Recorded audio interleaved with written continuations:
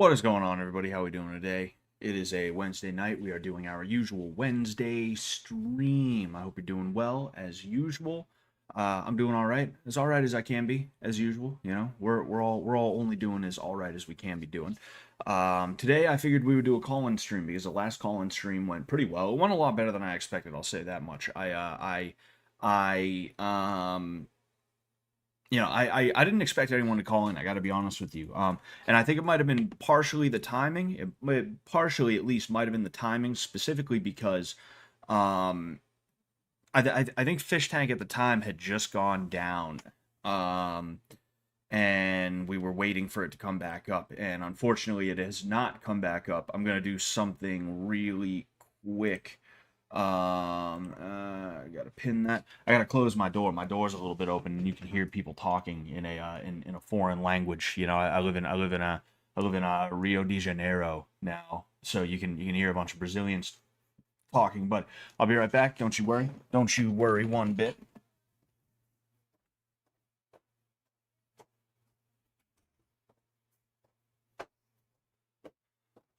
Man. Anyway, imagine if P Diddy calls in. That was the big surprise today. That was the big surprise. We're waiting for Diddy to call any second now. Any second now.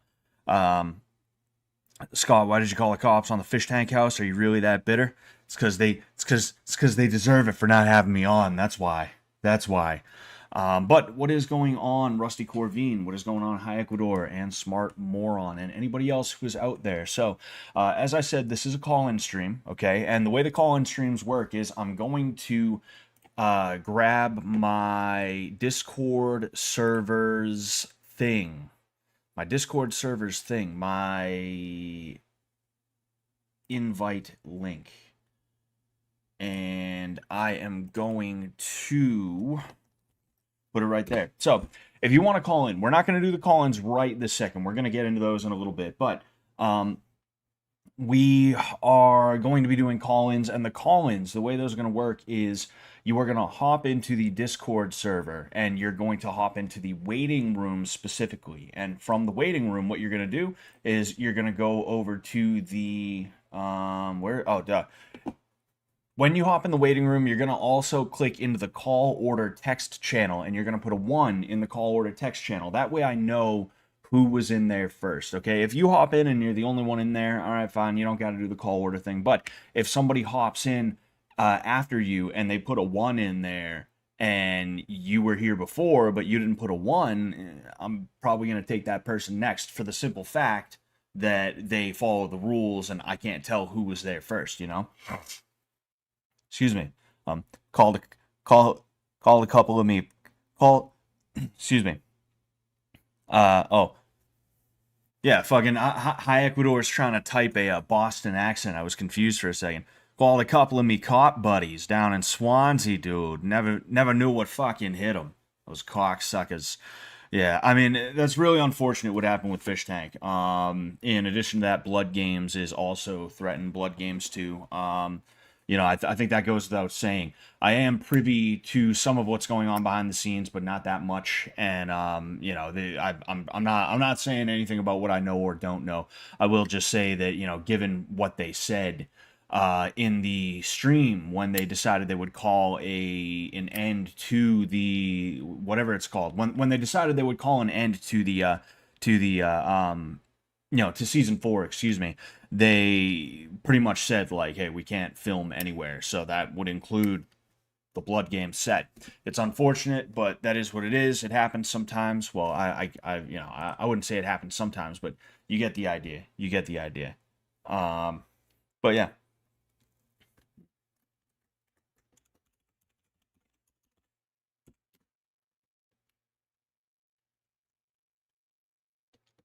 Sorry, one sec.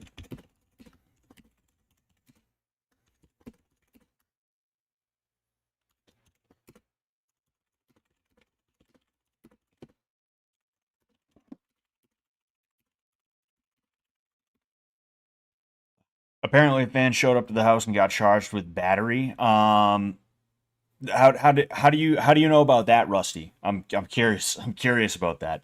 Bonjour Skeet says Didical Bar again. Yes, yes indeed, Didical Bar. That's another thing that's in the news right now is the whole P Diddy Freakoff thing. I find it interesting because he was apparently not charged or like there were and this is what happens with people who are at that level because they would never let anyone legitimately go down like that. I don't even necessarily think what's his face was killed.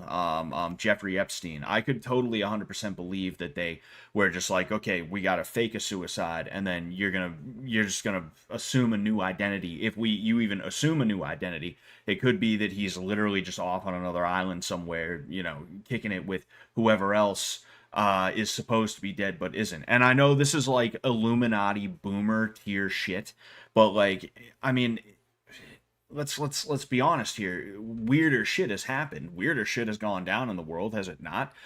Than there being a conspiracy to make sure that their guys don't actually face any consequences. And this seems to be one of those situations with Diddy where he was found. In fact, you know what? Let's just look this up, right? Diddler verdict. We'll just go ahead. We'll just look it up right now. Bada bing, bada boom. This is BBC World News. Go fuck yourself with your pop-ups and bullshit. The trial of American mogul Sean Diddy Combs. Excuse me. Where does the P come from? Where does the P come from? Because his name was P Diddy. It was like Puff Daddy, and then he changed it to P Diddy, right? I'm pretty sure that's what it was. Because there was like multiple Puff Daddies, weren't there? I'm pretty sure there was. But Sean Diddy Combs, who is accused of running a sprawling sex trafficking operation, has ended with 2 guilty verdicts and an acquittal on 3 others. The rapper was convicted of 2 counts of transportation for prostitution of his ex-girlfriend, singer Cassie Ventura, and another woman known as Jane, who had testified in the trial. He was found not guilty of the most serious charge of racketeering conspiracy, as well as 2 charges of sex trafficking in relation to Miss Ventura and Jane. Interesting, because tell me, 2 counts of transportation for prostitution. What does that literally sound like? That sounds like sex trafficking, except an autist is explaining it. That's exactly what it is. But the thing is, it's broken down like that in order to make it a lesser charge. So it's a situation where, yeah, okay, technically he was found guilty of something, but also the more serious stuff, the stuff that we really gave that much of a fuck about, no, he was found not guilty of that. That's their little way of trying to cover it all up and things like that. Or not cover it up, but let it be what it is without actually having to peel back the ugly foreskin of this fucking oozing fucking dick, it's exactly what you would expect it. It's exactly what you would expect it to be. And I mean, none of us should be surprised, none of us should be surprised at all. Puffy Combs, Diddy Kong. Oh man, fucking I need a Diddy in my life, says Snurf G. Me too, man, me too. I hope John McAfee isn't dead. You see, I think John McAfee, like whether he's dead or not, I don't think he would have been a part of that little crew. I think he was probably he was probably a little too much of a loose cannon to be a part of a crew like that would be able to do that kind of thing. I think John McAfee was just kind of John McAfee. He lucked his way into millions, if not billions of dollars, and he just kind of was like, fuck it, let's do coke. There was no like, oh, I want to be a celebrity, I want to be a star or something like that. And I think that's probably the difference between someone like John McAfee and someone like a P Diddy or something like that. Is that, was McAfee ever at a party where some weird shit went down? I'm sure he was. I mean, come on. But I could see McAfee not being a member of that cabal, if you get what I'm saying. Whether it's a blood membership or if it's just hey, you're useful to us. You're useful to us, Mister. What's your name, Diddy? Yeah. You're gonna be Diddy and children. If you know what's good for you, because you're useful to us right now, and we need some blackmail on you. Like I don't think McAfee was that kind of dude. I think that's probably what Diddy was. If it makes sense what I'm trying to say. Hidalgo says, but what about blowing up Kid Cudi's car? McAfee liked the sisters. He was too real for that scene. Ah, yes. Yes. Yeah, yeah, that's another thing is like it's a situation where how are you going to tie that back to him? If they could have tied it back to him, they probably would have by now. And in addition to that, they don't give a fuck about that. Like literally even if there was video evidence, picture evidence, even if there was DNA evidence, fucking P Diddy could be like, "Yeah, I did that. It was me personally. I did it." I didn't even send a guy. I was like, no, I'm gonna go ahead and I'm gonna fucking do this myself. Even if he like came out made a video what like right now, they wouldn't charge him. They're not interested in that, you know. Um, that's one of the things that you realize about the justice system that pisses you off like very early on is that at the end of the day, there's no force that makes it so that somebody has to be charged. There is a district attorney or like some kind of prosecutor for the feds or something like that who decides who is going to get charged and who is not. I saw that same thing happen with the Karen Reed case in my fucking home state. Like it's around where I grew up too, if I'm being honest with you. There's been a couple of very high profile situations with the police in the area that I grew up. Fucking and I don't talk about them because I don't feel like putting myself out there as one of the guys who's like trying to who's trying to stand up and stuff like that, because someone like me, like they'd try and fuck with me, and it's like whatever, it's not worth it. The truth will come out eventually whether I'm saying it or not. But like there was a situation where actually this woman just got found not guilty of murdering her boyfriend. This woman, Karen Reed, her boyfriend was a cop in Canton, Massachusetts. And it was like his cop buddies got into an argument with him, so they jumped him. They beat the fuck out of him, and at like a house party. Mind you, these are like 40-year-old dudes, and they're still going to house parties, still beating the fuck out of people. It really tells you the kind of guy that becomes a cop. Really shows you the kind of dude that becomes a cop, huh? And he got beat up so bad that apparently he either A, died in the house, or B, he was so fucked up that they knew, oh, he's probably in some real bad shit right now. And hopefully he wakes up. But if not, we're going to drag him outside. We're going to put him right behind his girlfriend's car. I don't know exactly how they got him to wherever the girlfriend's car was. I don't know exactly what happened, but I just know that like it was a cover up by the police, that there was no evidence at all that showed Karen Reed being the one who killed her boyfriend, whether it was accidentally or on purpose. It was like none of the evidence pointed to her, and yet the district attorney in the county, who whose job it is to uphold the justice system, he was like, no, it's okay. We'll go ahead and we'll charge Karen Reed. It's disgusting. It's gross, and what a surprise. What a surprise, How much baby oil could a P Diddy chuck if a P Diddy chuck could chuck baby oil chucks? Says Bonjour Skeet. I don't know. That's a question for the ages. Let me pull up Discord. I owe somebody 10 push-ups.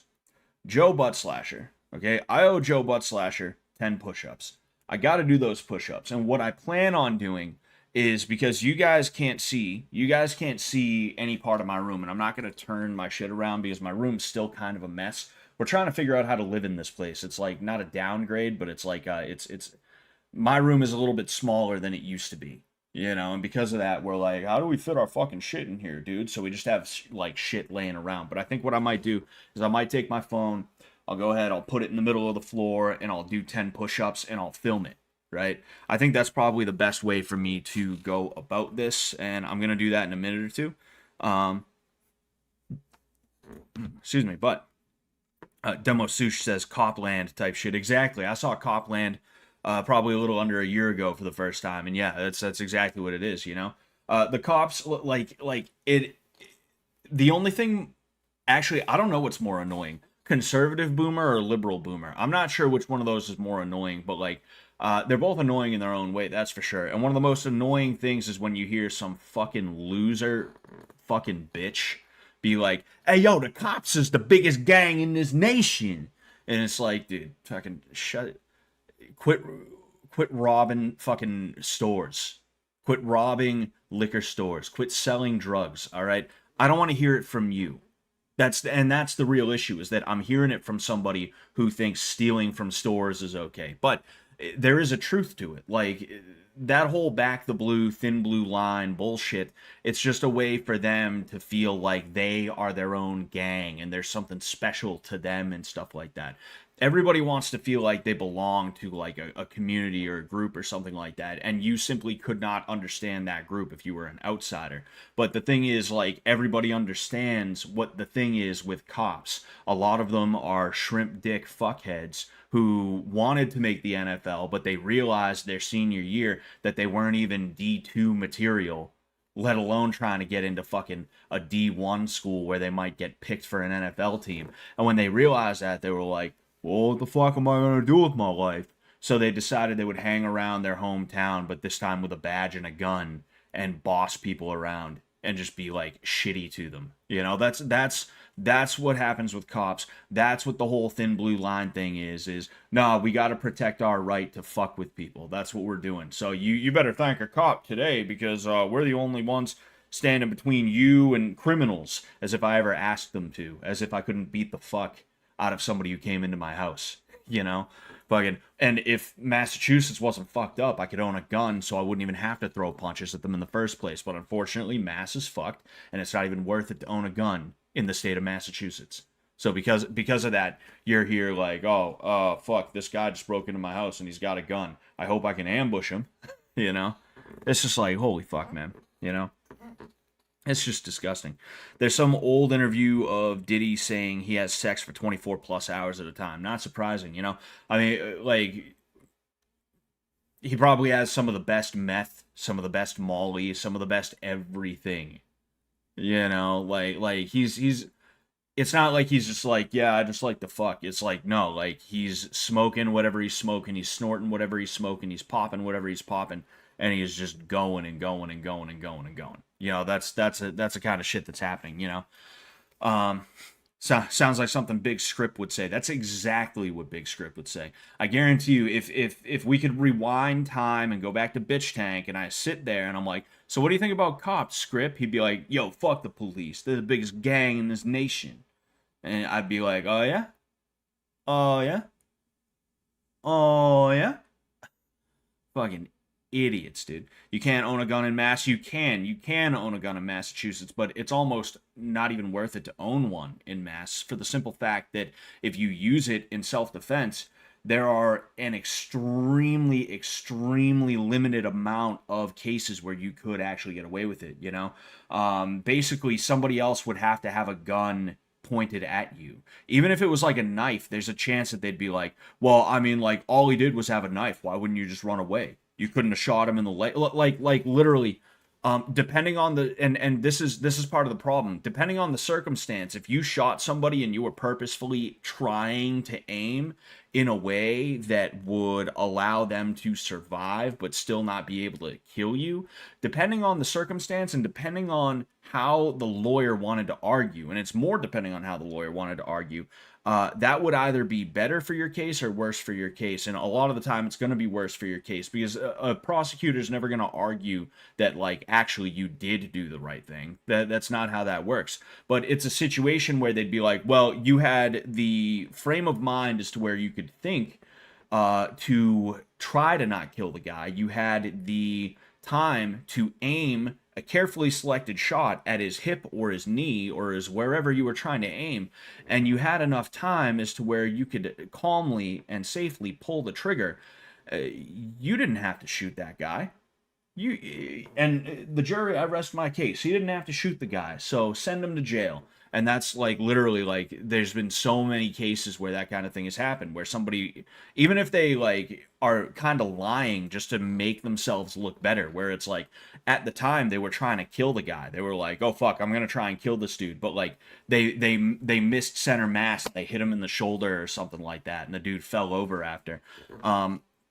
Like, even if you were lying in that situation to make yourself sound better, like you weren't out to try and kill somebody or something like that, they're going to use that to get the same result in the first place. So it's either going to be you went out ready to kill somebody that day, and in fact, you were looking to kill somebody, so we got to send you to prison for life. Or, well, I mean, it wasn't that serious as to where you had to shoot the guy because, I mean, you had the time to aim, you had the time to think, and all this other stuff, so we're sending you to jail for life.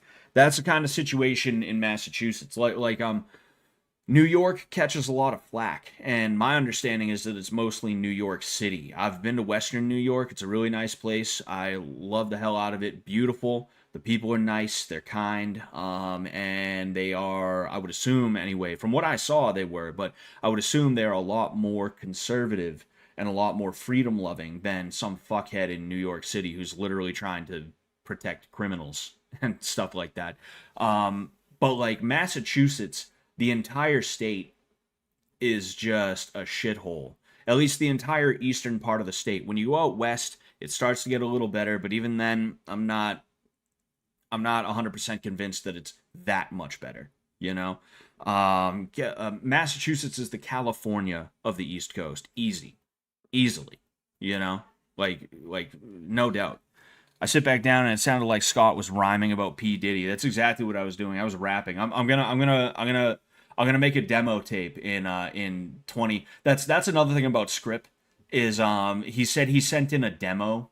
It's like a demo on what, a fucking 8-track. It's 2024 when you were fucking filming this, dude. He like literally in that video he was like, a month ago I sent in a demo to this guy's record label, and it's like, what are you talking about? Fucking, like, what are you, stupid? Just put your music on YouTube and send it in via like an email with a link or something like that. If your music's that good, it's gonna get views. Like that's what a demo tape is nowadays, you know. But yeah, I was joking saying I'm gonna film I'm gonna do a demo tape for Diddy. That's what I'm doing right now. Your Honor, the ops wanted the smoke. You're literally better off. Like you might as well just say that. I won't say you're better off, you know, but you might as well just say that at that point because it's like fucking. It doesn't make a difference whether you're like you're on. Hey yo wanna, the ops wanted to smoke. Yeah, I mean shit. I was finna give it to him, you know. I was finna hit him. I was finna hit him in the head. Like you might as well just be like that. Because like any other explanation, they're gonna twist into something that is basically that, you know? And it's bonkers, dude. It's fucking bonkers. Rusty, sadly DeSantis passed red flag gun laws in Florida years ago. Yep. Yep, I don't think there's really anywhere that's good for gun laws right now in terms of there not being some kind of weird bullshit that occurs. Like people will point to Texas, Florida, all these other places, but like there's always some weird little thing there. And I mean, look, like if there's one thing the powers that if there's one thing the powers that be want you to do, it's to panic, and they want you to be black-pilled in a bad way. Not like black-pilled where it's like, it doesn't matter, who cares? I'm gonna just live my life, you know. I wouldn't even call that black-pilled necessarily, but like it's more like you've transcended beyond having to give a fuck, right? But what they want you to do is be panicking to the point where you're black-pilled, where you're like, oh, dude, Texas is based. Oh, but they have fucking background checks on their guns. Dude, Texas isn't based. Holy fuck, man. I guess I better just stay in Massachusetts. Fucking Massachusetts. Oh, dude, fucking Florida passed red flag gun laws. Oh, man, dude. I might as well just stay in California then. You know, I might as well just stay living in Chicago, dude. I don't know, man. Like, you gotta be careful not to fall into that. But like, yes, it is very disappointing whenever you see something like that. You know, Scripps ops made him call them uncle. That's exactly what it did. Kid Cudi said he walked into a room with P Diddy standing like a Marvel villain. Not surprising. Not surprising. These like I just got done watching a Joe Rogan clip. It was with Donnie Brasco. That's not his real name. I forget what his real name is, but there's this dude. He was like the first mole that was sent by the FBI to infiltrate the mafia, and his undercover name was Donnie Brasco. Joe Pistone. Joe Pistone was his real name. Really cool story. You should definitely look into that guy. You because it's like really entertaining. There's also a movie called Donnie Brasco with um Johnny Depp. He plays Donnie, and what's it called? Um fuck, Scarface. Why am I forgetting who plays Scarface? I'm kind of fucked up right now. I ran today, then I ran sprints after I did distance running. Then I hit the bag, then I sparred. It was a good day, but a tiring one. But yeah, you not Joe Pesci, what the Al Pacino. Silly me. It was yeah, but really good movie though. Al Pacino's in it. He plays Lefty Guns. Johnny Depp plays Donnie Brasco, Joe Pistone. Really fun story, really fun movie. But one of the things that Joe talked about was that Johnny Depp, because they talked a little bit about the movie, is like a real guy. He's just like a nice dude, a cool guy, and he's legitimate. He's real. Something you hear, or excuse me, something you hear, like then he ended up talking about how he's been around a lot of actors, and a lot of these actors are like just like they're it's like talking to an alien and stuff like that. They're just so fucking weird. They're so full of themselves and shit like that. Oh, excuse me. And like that is P Diddy for sure, 100%. There's no way that's not P Diddy. He is probably like the number one guy who is like that. You know, dude's been a media mogul. He's been behind a lot of some of the best dudes in the game in terms of like rap and stuff like that for a long ass time since the 90s, you know, and even back then he was still very full of himself. There's no way that has not only gotten worse over however many years, you know. And it's crazy because like I kind of know what Joe Rogan's talking about because like I feel something similar happened to me when I was around some national level journalists. There's been a couple of times that I was around national level journalists for a couple of different reasons. Um, and when you talk to them, it feels like you're talking to a fucking reptile. Like if it's just it's like this isn't a real person. This person does not think about stuff. It's like a computer program, and I don't mean like NPC like like in the meme. I mean like literally this is like there is not a single thought behind those eyes, and if there is it's only evil. It's only evil. Like and it's all of them too. Like I've talked to the presenters. I've been around a couple. It was MSNBC twice. Two times I've been around some national level journalists, and it was MSNBC both times. I talked to the presenter. Okay, he's a little bit weird. I talked to the cameraman. I talked to the boom mic guy. I talked to the producer who's like behind the scenes, like giving tips to people and stuff like that. I talked to all of them, and it's just like this is a fucking I'm talking to a chameleon right now. I'm talking a fucking reptile from Mortal Kombat is what I'm doing right now. It's like holy fuck, man. It's so weird. It's so fucking strange, dude. You know. I remember up until like 2019, there were still Times Square scammers trying to sell CD-ROM mixtapes to tourists. That's pretty crazy. And honestly, I'm not very surprised by that because there's a lot of people out there who are behind the times, you know. And I was thinking about this earlier because if you pay attention to MMA and boxing for that matter, a lot of the best MMA fighters and boxers don't become world-class coaches after they're done training. And the reason for that, one of the reasons for it, there's multiple, but I realized that one of the reasons for that is because the game evolves. And what I mean is the metas evolve. What works now doesn't work as well later on because people have had 5 to 10 years to figure out how to deal with that style of fighting. And this is one of the things that's happening with the UFC, and unfortunately, it's taken a boring turn. Instead of finding exciting ways to deal with certain problems, they're finding boring, safe ways to deal with certain problems, and it's really fucking annoying. But like that's why a lot of these dudes don't end up morphing into world-class coaches is because a lot of the time they were just doing what their coaches told them to do at the time.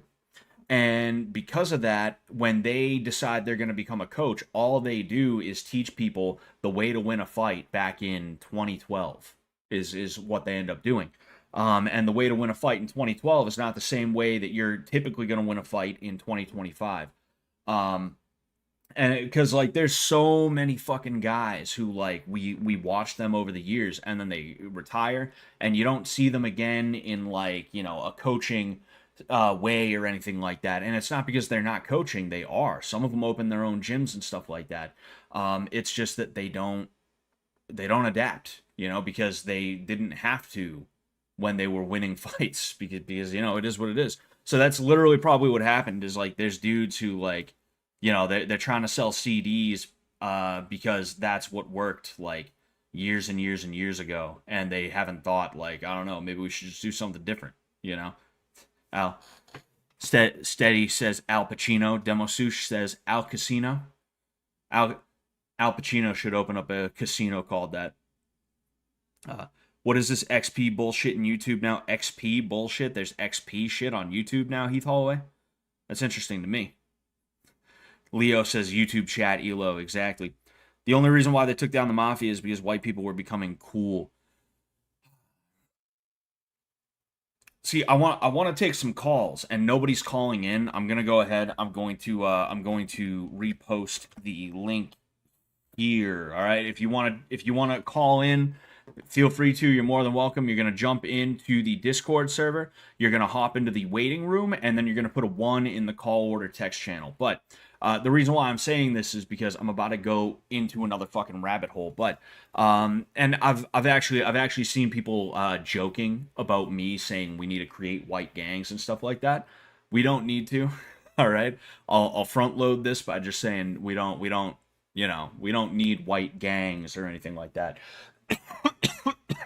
Excuse me. But if there's one thing that has occurred, it's that black gangs have grown and they have become more accepted. They've become a part of our everyday life insofar as it's in the media all the time. There's movies, there's music, there's TV shows that all feature black gangs and criminality. And because of that, you're seeing a rise in that kind of criminal behavior. Meanwhile, one thing that you don't see that much anymore is white gangs. They have existed in the past, but you don't see them anymore. And the reason why you don't see them anymore is because the three-letter agencies, the alphabet boys, they decided to hone in on the white gangs because those white gangs, whether they were ideological as a foundation or not all of them were ideological as a foundation, but regardless of that, they were standing in the way of the ghettoification of America. And I mean that in literally that, like, you had white gangs that would say, nah, don't be, like, listening to rap and sagging your pants and shit like that. If you want to be a criminal, you can be a white criminal. It is what it is. That's one of the more esoteric ways, I guess you could say. Or not esoteric. That's one of the ways that it's like, it's kind of uncomfortable to think about, so a lot of people don't want to think about that.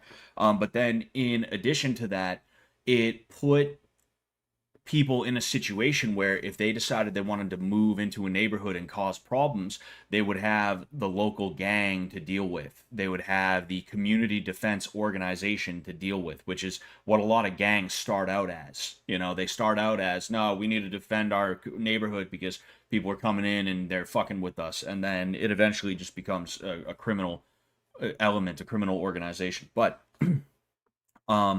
they couldn't have that, because when they take somebody out of a ghetto housing project in the city and they plant them down in the middle of a neighborhood in suburbia, which is what has happened, especially in California and my home state of Massachusetts for 20 years now. I remember when we got the first huge wave of people from like Dorchester, Mattapan, like, those areas, Jamaica Plain. I can remember like out of nowhere, there's just mad dudes from not from my town. There's just mad black dudes that are like, yeah, I'm originally from Jamaica Plain. I'm originally from Dorchester. And it's like, how long have you been here? Oh, I just moved here like 2 months ago. Like literally that type of shit happened. I remember the year it happened. It was 5th grade going into 6th grade. It was fucking bonkers. But if those people came in and they did what would end up happening, which is they brought their culture, their gang culture specifically, into the area, well, then they would have resistance, and they didn't want whites to have that resistance. It's just like a fact of the matter. If you look into it, you realize, like, oh, this and that, huh? Connect dots. Oh, that's why, you know? If it makes sense what I'm trying to say. I'm having a hard time, like, getting the words out the way that I want them to because, fucking, it's not like I expected to talk about this conspiracy, but it's a conspiracy that I wholly believe in, being someone who lived through it, being the white kid in the town where all of a sudden there's mad blacks that come in and they have a chip on their shoulder and they want to fuck with you for the simple fact that you're white. They come in and you're like, oh wow, there's a lot of black people around. Well, I was taught for the last 5 to 6 years that there is no difference between us and that I should treat them like a friend no matter what. And then like the black kid starts trying to fight you.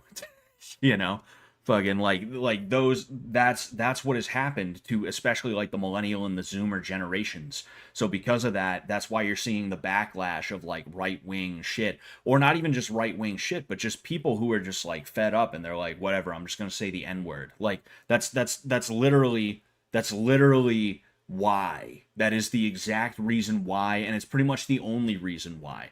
You know, um, it's crazy, but like I know this too, and or yeah, I mean I know this, but like I've spoken to skinheads, specifically like pro-white skinheads, like the types of dudes who would be like, "Oh, there's a black dude walking through my neighborhood. I better get my boots on and call the boys." Like literally I've spoken to those kinds of skinheads as a, I forget if I put this on my channel in public yet. I forget if it's public or if it's on the Patreon. Maybe I'll make it public depending.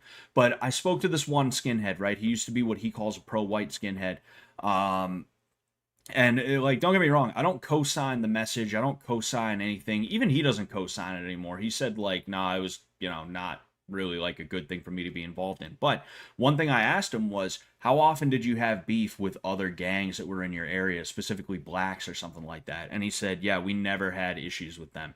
And he didn't say this in the interview, I don't believe, but I asked him before the interview because I was just curious. I was like, so like, did you ever get into beefs with those guys? And they were like, nah, they wouldn't dare fuck with us because they knew like we would fight.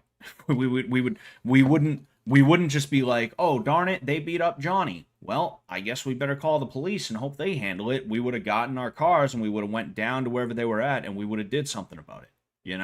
And again, like I don't want it to be misunderstood. I'm not saying like start white gangs or anything like that. But what I'm saying is, when if you and somebody else have a gun, you're equal. If you decide you're gonna throw away your gun, that person now holds their life in your hands, whether they realize it, whether you realize it or not. You know, um, and at the end of the day, it's really up to them whether or not you're going to live or die. And that's why you need to keep your gun when somebody else has their gun around and you think they might want to brandish it against you. You need to have that deterrent.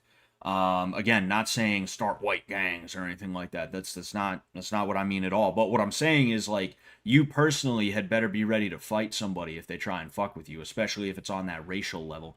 And then in addition to that, like friends don't let friends fight alone. So you better have friends that can fight too and that will be willing to stand up for you, and you better stand up for them too. And it doesn't even have to be a race thing, like um that's one thing that like whenever I talk about stuff like this, a lot of like pro white dudes, a lot of white nationalists will be like, yeah, yeah, say it, yeah, yeah, yeah. But the thing is like, if there's somebody who's not white that I train with, I value them a lot more than somebody who I don't know who just happens to be white, even if we agree politically on like everything. What it comes down to is, have we put in those blood, sweat, and tears together? That's really what's important to me. But um, overall, like what I'm saying is, don't let criminals bully you, and don't let criminals like come into your neighborhood and like get away with doing shit. Like I'm not telling you to chase him out. I'm just saying like if some guy walks up to you and he doesn't have a gun or a knife and he's like, yo, give me your money, and it's like a dude that you see around, it's not just going to be a one-time thing. Like, yeah, you should probably fight. And if you got friends by, you should probably fight too, um I do recall an interview you had with one. Ah, interesting. Yeah, I forget if I made it public yet. I forget if I made it public yet. I'm not sure. Um, there are different consequences in public response and court if we're being honest based on race though. Well, yeah, that's why you don't tell on yourself. Like don't get me wrong, the Kyle Rittenhouse situation that would have resulted in a court case regardless, right? But one thing that pissed me off at the time when that happened is Kyle basically turned himself in right then and there in that moment. He shot those people and then they immediately started looking for the cops and they were like, hey, he shot somebody. He shot somebody. Like him and his boomer fucking crowd were like, well, he shot somebody. He shot a couple of people. And the cops at the time were literally like, okay, all right, okay, good job, kid. And they just let him go. You know, there's no reason for you to tell on yourself. We live in a country where you don't have to self-incriminate. Even if you've been arrested, you have a right to remain silent. I'm not telling you to lie. You shouldn't lie to the police. For one thing, that's illegal. For another thing, lying's bad. But in addition to that, you don't have to tell on yourself either. So if it's a like if there's a situation where somebody is trying to fuck with you and you beat the hell out of them, even if it is on video, there's no reason for you to run back home and call the police, you know? Or there's no reason for you to sit around like sitting on top of them like call the police, somebody call the police. No, like if you beat the fuck out of them and run, why would you tell on yourself? If you stop somebody from committing a crime and you know that it might look bad on you because of the current political state of the nation, why would you why what is the benefit of calling the police in that case? You know, there's none. He did shoot a pedo. Yeah, yeah. That's a bit of a joke that people were talking about. Is like you could fire randomly into a crowd of leftists and hit a pedo, a wife beater, etc. You know, Kyle Rittenhouse, the waviest white boy of all time, keeping 100. Exactly. You know, but like just to kind of excuse me, just to kind of like put a cap on that, just to close the book on it. I'm not saying you have to stoop to a criminal level, right? But there is an ideal that was put forth by somebody. I forget who it was. It might have been a German guy, a mid-century German guy. I could be wrong, and no, not the mid-century German guy. I mean another one. But I could be wrong about that. But he said that the ideal that you should strive for is the cultured thug, and that is the idea that I try to strive for. Is that I'm as intelligent as I can be. I'm as erudite as I can be. I know as much as I'm able to know, and I'm able to apply what I know. I don't just know useless facts and stuff like that. I do know a lot of useless facts, but I'm not stupid enough to throw them out in the middle of conversation and act like that means I'm smart. And in addition to that, I'm also dangerous physically. And Sam, whether he understands what the cultured thug is, if on even if he's never heard of that concept of the cultured thug, he embodies that himself purposefully. He knows like, okay, it's not enough for me to just be intelligent. I also have to be physically dangerous. And there's been situations, there's been situations that we've all been in where it's like jail and even prison has been in the back of our minds. But one of the things you have to get over is the idea of being so afraid of that outcome that you're willing to have somebody do physical and, more importantly, spiritual damage to you. You can't allow somebody to do spiritual damage to you, even if it means you have to risk jail time or something like that, and that's what a lot of people have a problem with, especially white people, if we're being honest here. That a lot of white people have a problem with that because we've been raised to believe that the system works in the favor of the downtrodden and the wronged, the aggrieved party. That it works in favor of the person who was harmed by somebody who was working outside of the system or even in opposition of the system. But the fact is that's not the case. That's what anarcho-tyranny is, and partially anarcho-tyranny depends on you thinking that you can actually trust the system. and doing something and then being like, "Oh, hey, officer, I just want to report to you. Some guy tried to assault me, so I kicked his ass." And then you're the one who gets arrested, and you're on CNN, and there's somebody asking you for a comment and all this other shit.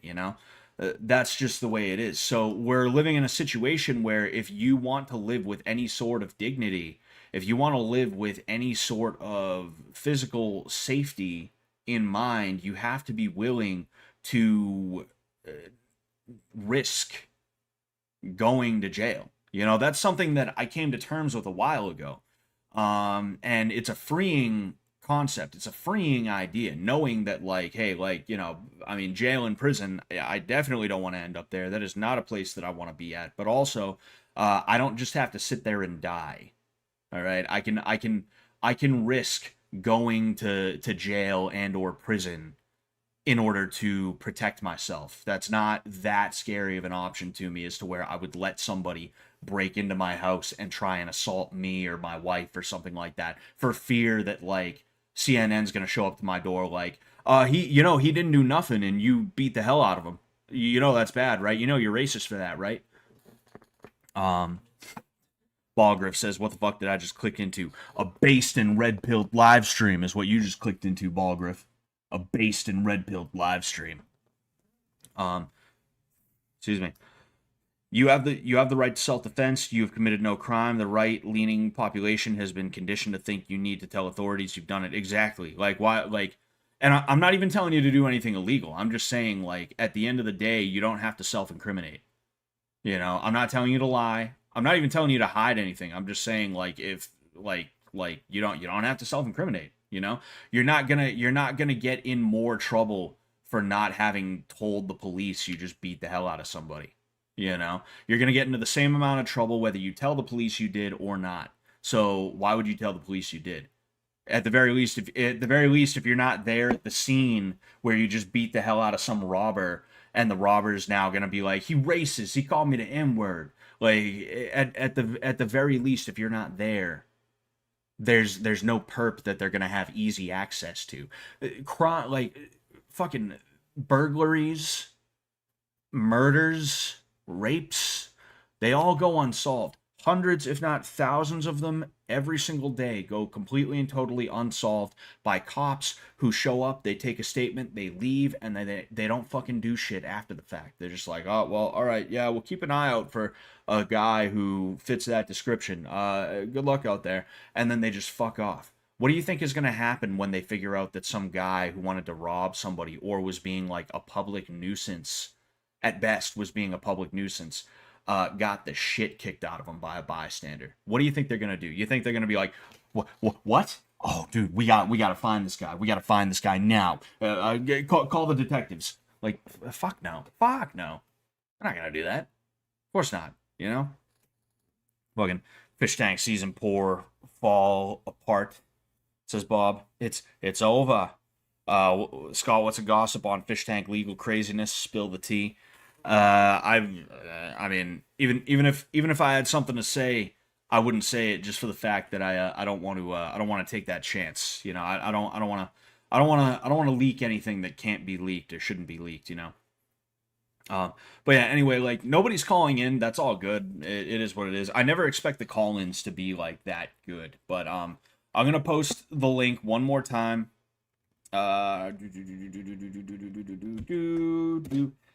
If you'd like to call in, excuse me, if you'd like to call in, go ahead and jump in the Discord server, okay? Then go into the waiting room and put a 1 in the call order, okay? This is the last time I'm gonna do it. I think it's been almost an hour. I think if anybody was gonna call in, they would have called in by now. It is what it is.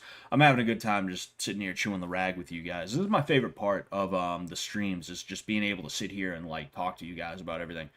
It's nice. It's nice. I enjoy it. But RKE, what's going on, man? Funny how the people who want to defund the police will not hesitate to call the cops on you for saying a mean word. Yes, and that's exactly why I support defunding the police. I support abolishing the police, truth be told, because if there's no police, then there's nobody to stop me from beating up or killing somebody that threatens me. that used to be a legal right. Was if somebody makes a threat towards you, you would be able to do something about it, right? And when I say kill, I don't mean like that's my first option or anything like that. What I'm saying is if somebody shows up to my house because I said a mean word or something like that, and they're like, "We're gonna riot," it's like, all right, well, you're gonna die, you know, like that type of shit. No police means there's nobody to enforce the anarcho tyranny. So yes, please defund the police right now. Do it right now, please, and thank you. And I'm hoping that Zoomers and Gen A will understand that so that one, we can strip police power to the best of our ability because the police have way too much power in this country. They literally have the power to interpret law on the fly, which that is not constitutional, but it's one of those things where you're never going to get that in front of the Supreme Court, so they're never going to rule it unconstitutional, you know? But like that's literally a thing that they have the ability to do is interpret the law on the fly to arrest you. And then when it comes that they actually interpreted it wrong, there's no like punishment. They don't have to pay you anything. There's none of that. It's just, oh well, you know, I was trying to do my job. I mean, you know, back the blue, you know. But no cops means nobody to enforce the anarcho tyranny. And I'm hoping that Gen A and Zoomers will realize that and be like, okay, maybe we should strip back what they're able to do so that they don't have the power to be able to do half of the bullshit that they do, you know? Um, excuse me. Uh, somebody put something in the call order. RKE, you got to jump in the waiting room too. You know, I don't know. I'll go ahead and I'll ping you as well.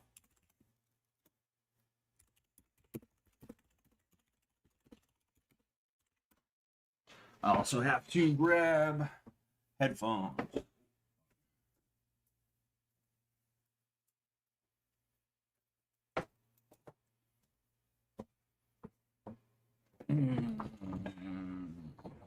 All right, so we have RK.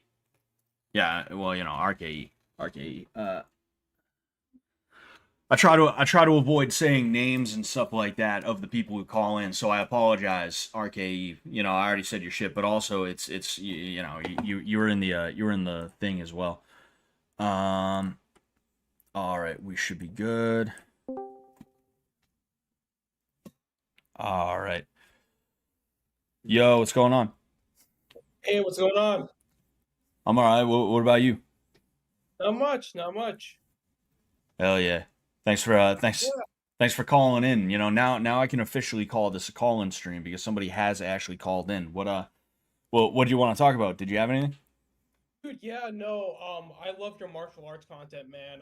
I've actually commented on a couple of your videos, mainly the karate ones, because I've come from that background. Like, I'm a Kenpo karate guy, or I used to be, rather. I did that shit for 18 years, man. 18 fucking years. So I can tell you when you're talking about how a lot of bullshit these places are, it's right on the money, man. I've experienced that shit firsthand.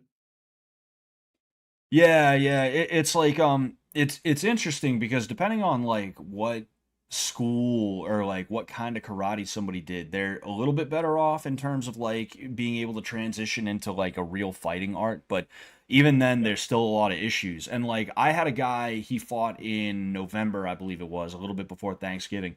And we spent like the better part of 2 years just trying to break him of some of his sport karate habits because he did Uechi Ryu and he Yeah. used to do like point sparring tournaments and he like in the sparring he's good. He doesn't do the whole point sparring thing when he's in the sparring. He will try to light you up if it comes down to it. But when he got in the ring, he reverted back to the point sparring. We saw him doing like the Oh, hopping in and like the trying to hit the chest area, and it was just like ooh man, you know.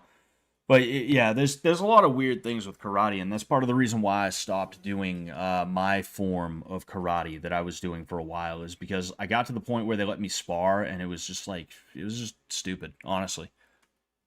yeah, like I remember you were talking about Kyokushin karate and how like a lot of it is like you're mainly just punching to like the torso and you're kicking the legs and stuff and it's like yeah, that's great and all, but when you actually apply that it's just not gonna fucking work out for you. You're just gonna get mollywopped. like I remember when I was doing sparring for my black belt exam. Like this was my most recent test that I did like 2 years ago. I was going up for my fourth degree, and at that point I was just fucking burnt out. I just wanted to do jujitsu and all that, but anyways, I was going up against one of my other sensei's students, and he has his other dojo, right? But he was mainly focused in like grappling, and he started doing Muay Thai too. So I was fighting one of his guys, right? And he fucking lit me up with just jabs. And at that point, I knew I was like, I need to get the fuck out of here. Like, I need to stop training in this because everything that I've learned, all these techniques, I'm never gonna use it like in an actual fight. You're just not.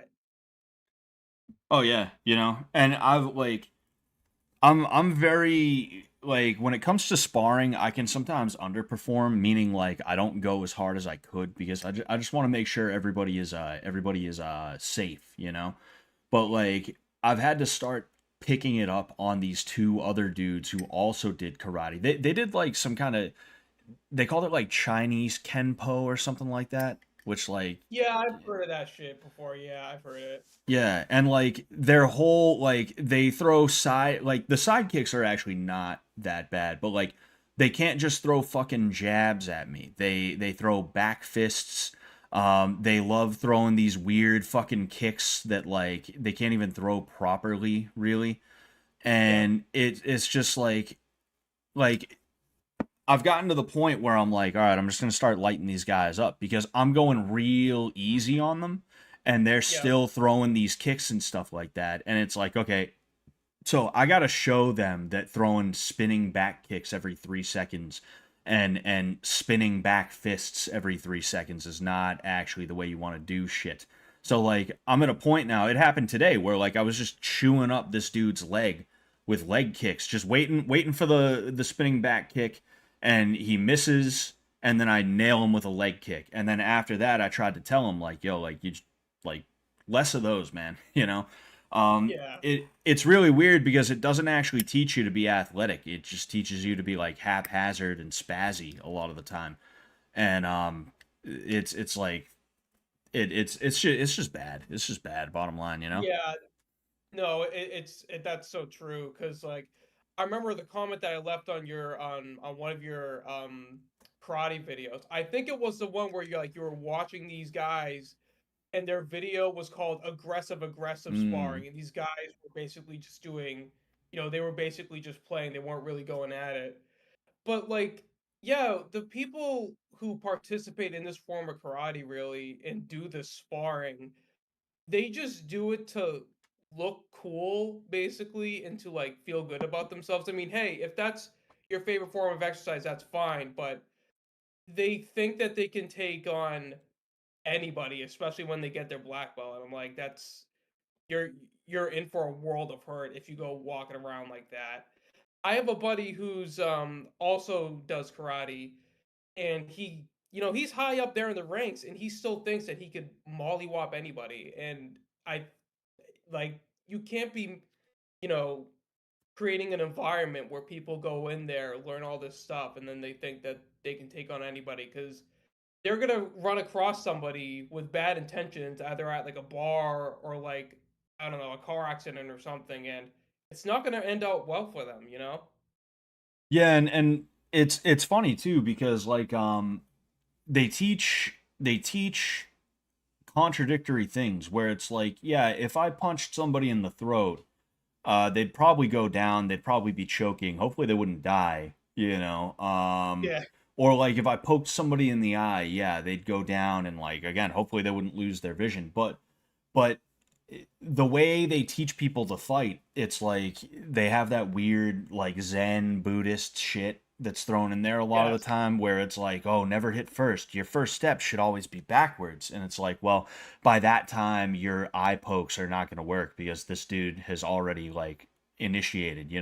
It's really hard to poke somebody in the eye or to like hit them in the throat or even the balls a lot of the time when they're already in the middle of a fight. So they're teaching you things where it's like, okay, if you want to use this properly, you have to be comfortable with sucker punching someone, initiating violence. But then also they tell you like, yeah, no, never under any circumstance should you ever initiate violence. And it's like, all right, well, that's another issue that like it took me a minute to realize about karate, but I was like, yeah, that's just like fucking weird, you know? Yeah, it's so weird. Like one of my senseis, he was like an old school type of dude. You know, this guy, you were talking about Massachusetts earlier. This guy was like, yo, he's originated from Boston, right? He was some sort of uh like some bar bouncer back in the 70s or whatever. So he was like doing karate in like Chinatown, Boston and stuff like that. And he's seen some shit, but in our courses, right? It would be teaching us what you said, like, like, oh, do the finger poke to the eye, and then you're gonna do the kick in the balls, and it's like, it's just, it just doesn't feel right, even when you're practicing it. It's like, if I was ever in a situation like that, I would never, the first thing I would never do is like, poke someone in the eye, you know? Yeah, yeah. It's like you said, you know, a lot of people do it just to feel cool, just to feel like somebody is watching them and they are thinking, "Whoa, dude, that's so cool." A lot of it is Yep. just self-aggrandizement, you know.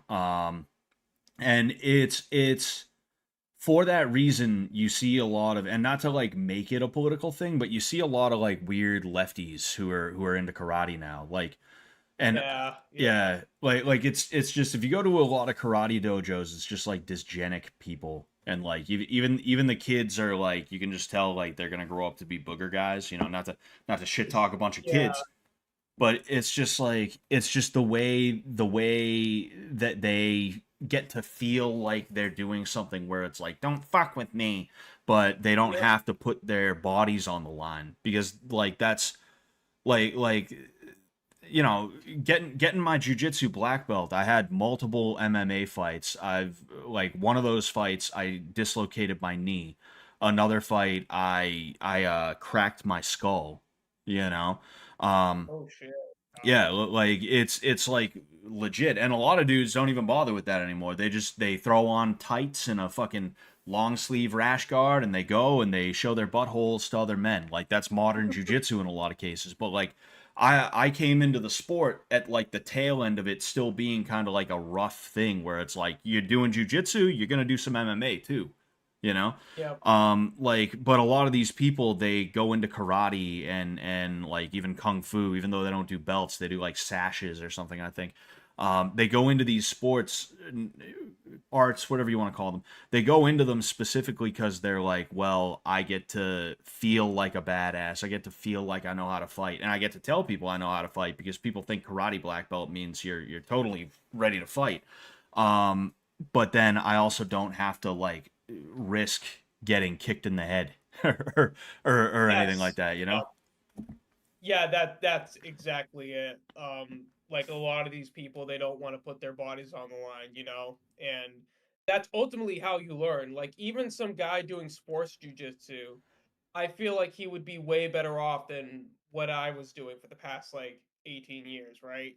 And even then, like I got introduced into jujitsu from one of my senseis who was doing training on the side at a jujitsu and Muay Thai gym, and he had his own grappling course. So I got introduced to that when I was like in my when I was in college and stuff. So that was really useful for me because I was like a fresh black belt, right? And then I Mm. signed up for his class and then I get my ass kicked. And that was eye opening. And that's what made me want to be like, all right, I want to do jujitsu now. That's the thing that I need to focus on and like get Muay Thai in. Yeah, yeah, that's how it happens with a lot of people, you know, and that's why a lot of karate dudes don't bother like messing around, you know. We went through years where dojo storming was a thing, and I think a lot of karate guys saw what happened years ago, and now they're like, yeah, I don't want to, you know, I Yeah. don't want to do that. Yeah. Oh yeah. No. Like. Well, the thing that's kind of interesting that's happening now is that they are like because jujitsu's the thing now. They're desperately trying to bring in jujitsu courses or anything jujitsu Mm. into their dojos, but they don't understand that their audience is just like only a handful of people are gonna like that. Most of the Mm. people in there are gonna hate it because everything that they've been taught is gonna be thrown out the window. And I'm just gonna be completely honest. No, they're not gonna want to be, tackled and be pinned onto the ground. They're like, no, I'm supposed to be like this somewhat invincible person. Like, what's going on? This can't this isn't supposed to how it's supposed to be. One of the guys who I used to talk to there, like he was a younger guy, still in high school, but he tried the jujitsu course and he's like, I hated it. I hated being on the ground. I hated getting thrown. And I'm like, Mm. that's just what's gonna happen. Like that, you gotta be prepared for that. You gotta, know some of that stuff. Yeah, yeah, and that's the thing is like if those people wanted to do jujitsu, they would have done jujitsu. They're doing karate specifically because they don't Right. want to have that kind of thing happen. You know, that's why even dudes that are like, well, I don't want to do jujitsu, but I also know karate's not a good idea. Like a lot of them will just stick to boxing or Muay Thai or something like that, and they'll cope about it. They'll be like, oh well, I wouldn't want to pull guard in a street fight, and it's like, well, yeah, but you know, you also I couldn't know. do anything on Yeah. the ground. Yeah. No. It like I don't know what your opinion on this, but one of my coaches goes, well, like if someone's better than you on the feet, like there's no shame in pulling guard because you'll feel like if you're more comfortable with jujitsu and you know that this person is gonna kick your ass like on the street or rather on the feet, then yeah. Hmm. I mean the issue that I have with pulling guard in general, but especially like a street fight is, um, you always want to be on top, and Right. even jujitsu rule sets understand this. That's why like the IBJJF, for instance, you don't get any points for being on bottom. You only get points for being on top, improving position on top, or if you sweep, you get points, but that's only because you went from the bottom to the top in the first place. You don't even get points for standing back up if you're on bottom because you didn't necessarily improve. Or you could argue as to whether or not it's an improvement of position, but like it's not like you went on the offensive or anything like that. You know, even the IBJJF kind of tacitly understands that. Excuse me, being on top means you're on offense, and that being on bottom means you're on defense. And like someone like Mikey Musameshi, who's known for like his bottom game, he's really big on being a bottom. Um, like I do think he could win a street fight against an untrained person, but also like at what cost, you know? Yeah. I'd Yeah. I get rather, it. yeah, and now like I've rambled for a second, but like we're getting to the crux of what I'm saying is like I'd rather not get hit at all, or if I do get No. hit, I'd rather it be something that's like just not that big of a deal.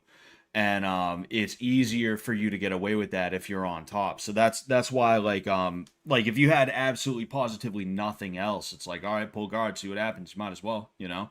Yeah. Um, but like I think, and I would assume your black belt would agree with this. But like, if you can end up on top, then you definitely should because it's a Oh control yeah. position, Yeah. you know.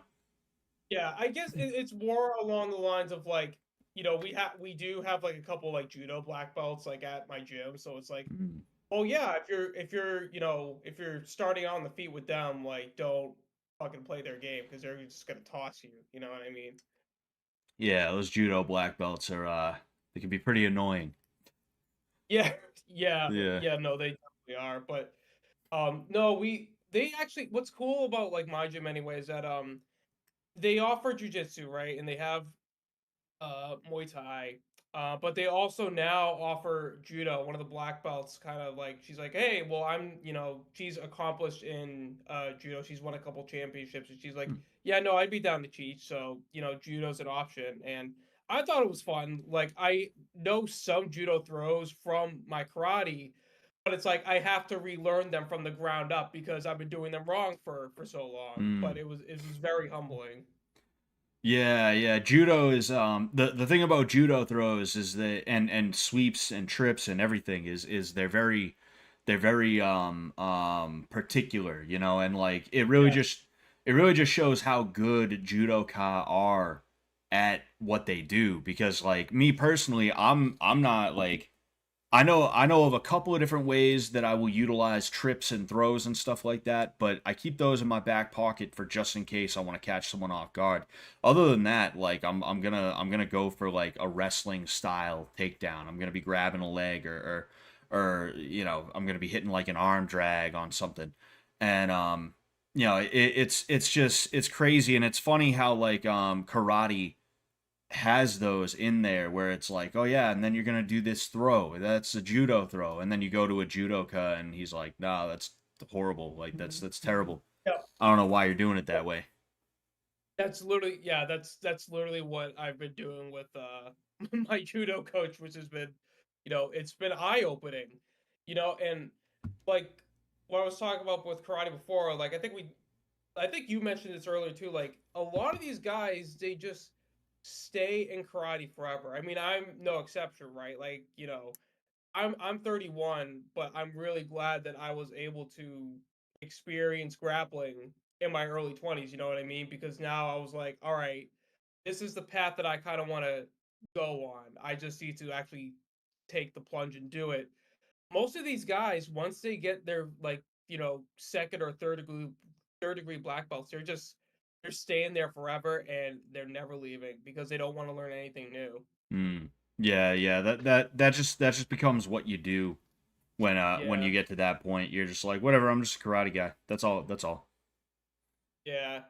And it Yeah. becomes very cult like, at least in my dojo it was very cult like, especially when my grandmaster guy, he was a 10th degree, which I don't know how you become a 10th degree, but anyway, Hmm. he got really involved with like a lot of the Kenpo guys from Hawaii, like one of them being Al Dacascos. He's one of like Bruce Lee's contemporaries, something like that.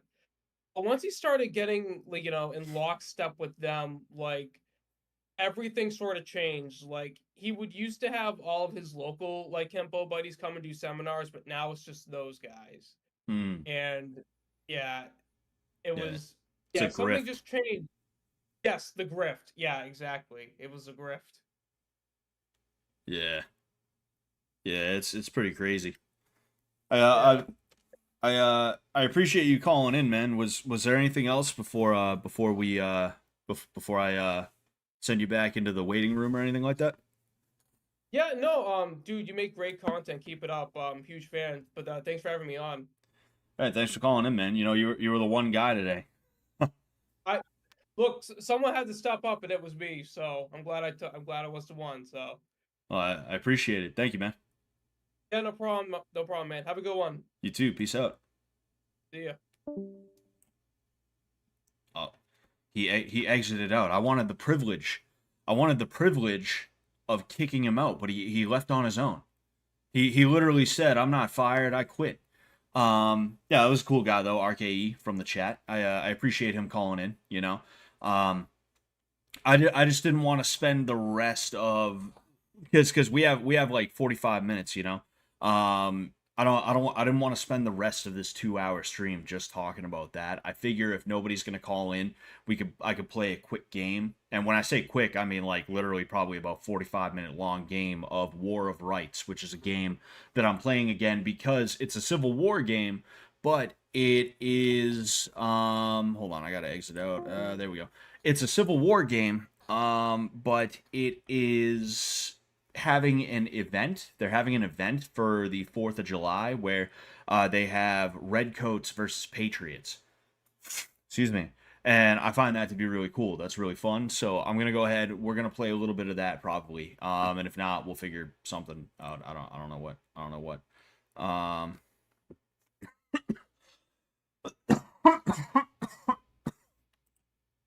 James says, "Good on him. He broke the ice." Yes, indeed. You know, I this is how I expected the other one to go. Truth be told, I expected the other one to go this way specifically because, um, specifically because I haven't done one of these in a long time. The first one I did in a while was like last, I think, Friday or something like that, and a lot of people called in. But the reason they did is because Fish Tank was offline, so they came to me because I don't know, maybe people expected me to have some kind of information, or I don't know, maybe they expected me to talk shit or something like that. I don't know, man. You know, beats beats me, beats me. You know, either way though, either way. Well, what's going on, Hathlin Delwyn? I'm doing all right tonight. I hope you are doing all right as well. I'm. Excuse me. I'm working out so hard that I'm going to bed at a more reasonable time. Instead of staying up between like 3 and 5 a.m., it's like between like 1 and 2 a.m. I didn't say reasonable time. I said more reasonable time. You know? Anyway, oh yeah, duh. Gotta actually go to the library. But yeah, you can see right here in War of Rights, and then they also have the update for oh, what's it called? They also have the update for the Fish Tank Reality TV Simulator. Really excited about that. Going to be playing a little bit more. Ooh. Okay, I'm gonna have to watch that. Damn, 30 Ace Combat is 30 years old. Fuck, man. Fuck, man. I remember the first Ace Combat game I played. I don't know where exactly I put it. I think it's somewhere over there, but it was Ace Combat 4. And that is still to this day my favorite video game. I absolutely positively love it. So no, I mean, knowing that, I mean, it's the 30th anniversary, that means fucking I'm as old as Ace Combat. Ace Combat is as old as me. That's such a weird thing to think about, but I mean, it's hey, it's there. It's there all right. Anyway, let's go ahead. See, I like War of Rights because it's just a fun game to play, and it's a broy kind of game to play. It's a very broy kind of game to play. There's a lot of dudes in there that are just having fun, you know. I like the way they're holding these muskets here. The way they're holding these fucking I don't know if those are Enfields. I don't know if the Confederacy fought with Enfields, but that's how you know it's that's how you know it's an indie game, is that they can't even have holding the muskets like this. They're like as though they're holding it with a pistol grip or something. That's insane. And then I'm just realizing, look at how he's aiming down the sight. That is fucking crazy. Anyway, let's go ahead. Damn, 0.01% of players have achieved the War of Independence one.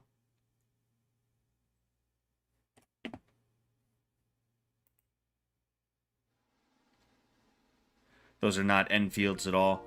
Well, the Union used Enfield rifles. Most of the army did anyway. Not like Enfield, like the Lee Enfield from fucking World War II or anything like that. You know. Probably Kentucky long rifle. I don't know. Hold on. Let's figure that out.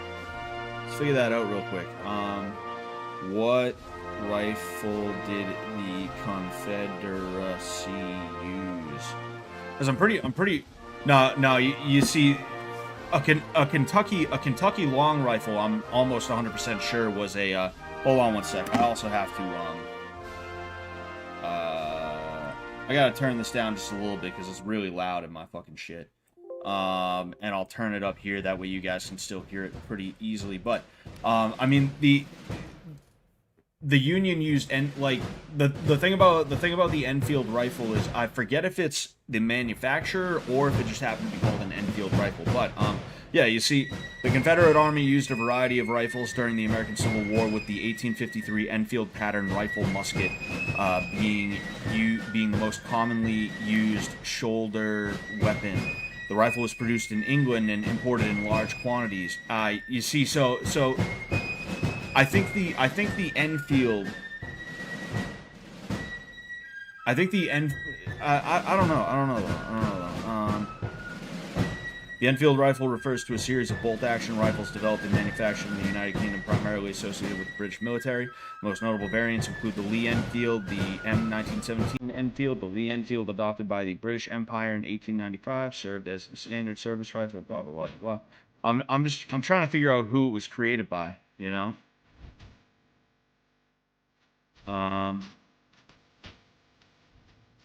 Royal Small Arms Factory, Birmingham Small Arms Factory. Yeah, so there's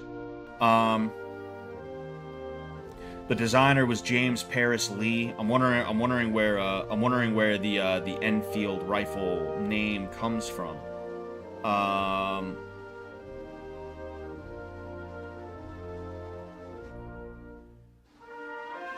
Design and history.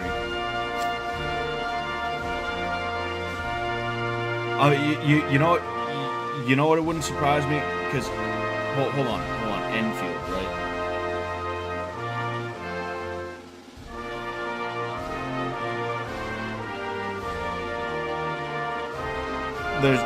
There's a place, town and historic center of the London borough of Enfield, England. Enfield, London. I don't know. Maybe Enfield is where they were produced or designed or something like that. Because the creator of the Enfield rifle that was in World War One and Two was a guy with the last name Lee. It wasn't Enfield, you know. So maybe it was Lee's gun manufactured in Enfield. I don't know. Maybe, you know. Jimmy Craft still installed the based. Does not Enfield at all. Oh duh. Yep. Alright, so I wanna see okay. Stonewall Revolutionary Royale. All welcome. Fucking Antietam Skirmish, Eastwood Skirmish. 1776. I'm just curious what's up. I'll just go about. I want them to add Fredericksburg to this. They added the Westwoods to this game for the Civil War, but they what's it called? Yeah, it's just you know, they added the Westwoods, but the thing is, the Westwoods was not like the battle that I really wanted, because the Westwoods was a fucking disaster. That's one of the battles my ancestor took part in. He took part in the fucking crown, down with the crown. Anyway, he took part in Fredericksburg, and he played a big role in that battle along with his regiment. So I want them to add Fredericksburg, and I want them to add the 20th Massachusetts. You know, it'd be nice. We're jumping in Maryland Company A.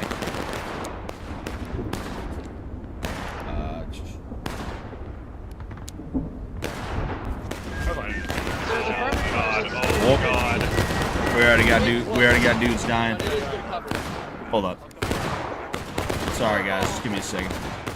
I feel like that shit might be peaking. I don't wanna have to like scream over it or anything like that. You know, it's already bad enough that it's all I can hear, so I feel like I have to scream over it myself, you know? Alright. Did I load? Alright. Now I gotta fix bayonet. Oh. Alright. Where them red coats at?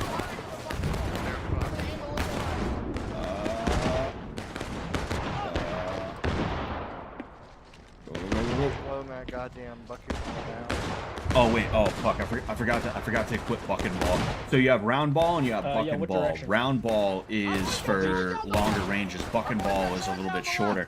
It's almost like firing a shotgun out of a musket, you know? Oh damn, I died.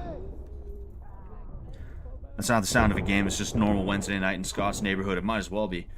Scott, my man, so no blood games. I'm absolutely devastated. I don't know if blood games is happening. I am privy to some behind the scenes knowledge, but not nearly as much of it as I would like to be able to say yes or no.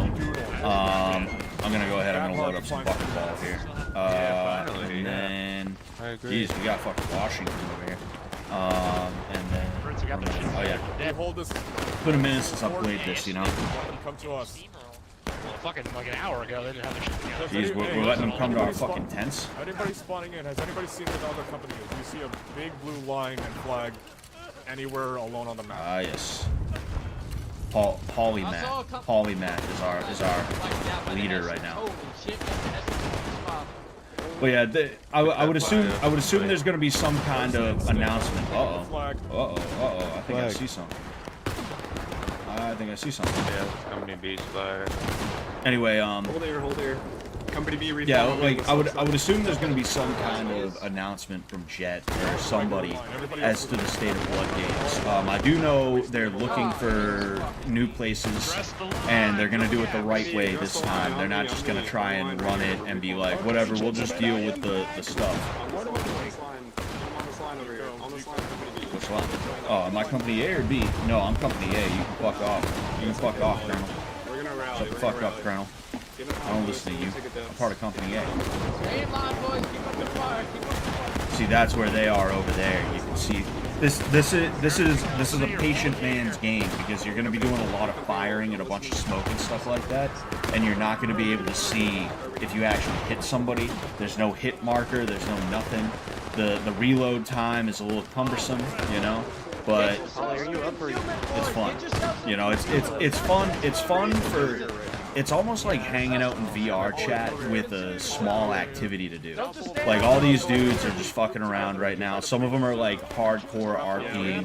Other ones are just fucking TKing like that, you know? He has our back, kind of, so let's hope that he can figure things out over here.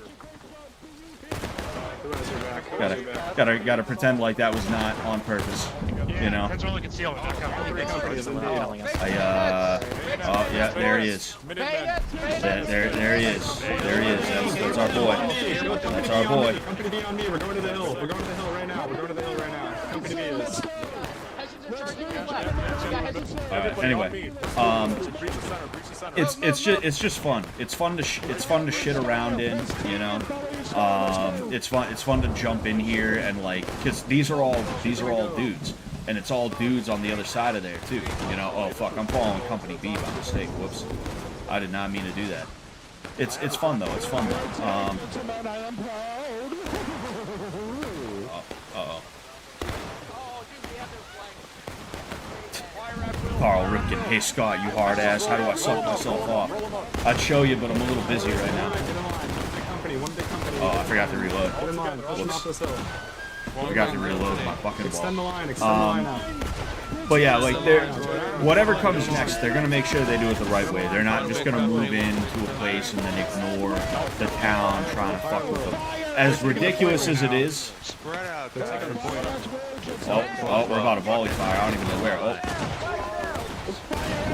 Damn, that was underwhelming. I think it was only this section. Anyway, you're such a hard ass. You're such a hard ass. I wish my ass was that hard. Dude, the hardest.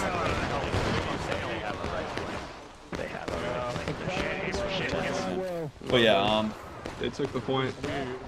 wait for me. Oh, damn, I got nailed. Damn, I got fucked up. Anyway, oh shoot, are they behind us? Did they sneak up behind us? Yeah, this is a real fun game. It's fun in short spurts. I can play one, maybe two on a really good day. I can play maybe 2 matches on a really good day. Excuse me, jeez, but it is kind of a long game. Like, these matches are like 45 minutes each, you know, and they can end early, but I don't even really understand it 100%. Like, I don't know what helps you to end it early. All I know is I line up with all the other fucking idiots, and I fire when the colonel tells me to, and when the flag falls, I pick the flag up like that guy just did. Oh, he thought I said guns.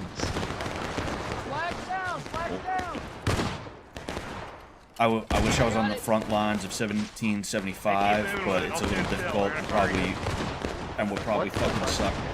The thing about warfare is that warfare being as deadly as it is nowadays, that's a new concept. Like, you would think that, like, thousands upon thousands upon thousands of guys died from the battles in these wars. And I mean, like, the Civil War, I think, that's the thing. I don't know. Like, we'll have to look up casualties and stuff like that. But, like, the casualties from individual battles are usually not, like, that crazy.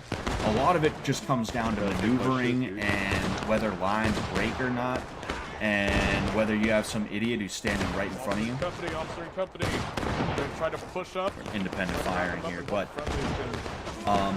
so so like, I'm not saying like war is not hell, and it's like, whatever, bro, yeah, you could totally do it, but I think it was probably a little bit different back then as to where you had a much higher rate of survival, so long as you didn't get wounded. sprint up. You know, like you had a better chance of dying from a wound in some cases, you know, and not like right then, but simply because like they didn't have. Oh. I think they're volley firing. I think I don't even know if we have enough for an effective volley fire right now. Anyway, but yeah, like. I think it was probably a little bit easier to survive in that case. Well, I got nailed. I always got some guys sucking my nuts when I'm at war. Hell yeah, Carl Ripken. Oh, the game's too loud, really?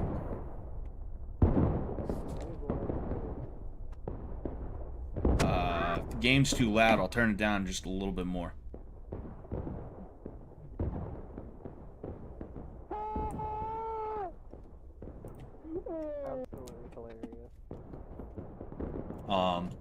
But yeah, I was saying about Fish Tank. Look, like, I haven't been involved in Fish Tank since 2.5, which was actually about a year ago. We would have been in the middle of season 2.5 this time last year.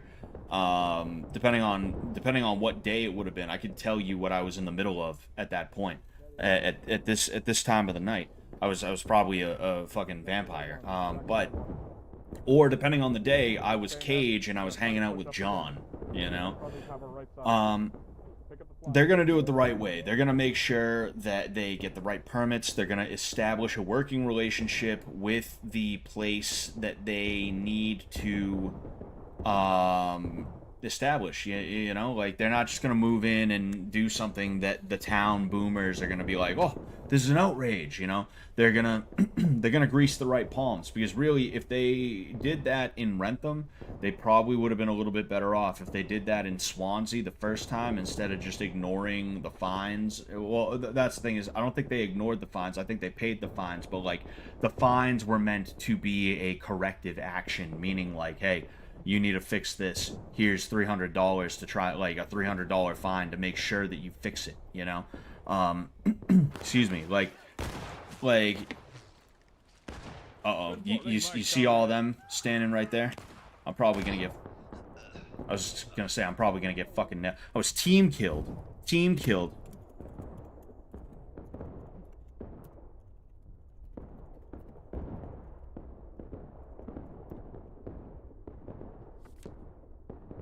Anyway, you know, because that's really all they needed. Like, these towns, they're full of greedy bastards.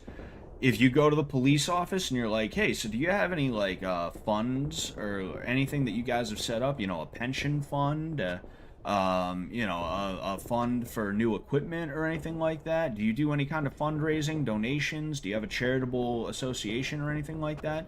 We want to donate, like, $5,000. If they had done that with, like, Rentham or Swansea or anywhere before they started filming, I'm willing to bet the cops would have been a little bit more amicable to them. They weren't, like, terrible to them, but they probably would have went to the town and been like, look, these are good guys, just fucking chill out and let them do their thing. Just chill out and let them do their thing, you know? Oh my god, he did. Hidalgo says, thank you for the $5, by the way, Hidalgo. Hold on.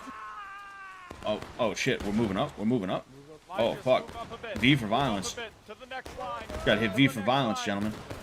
Right here at this line. Oh, okay. Hit him. Oh fuck.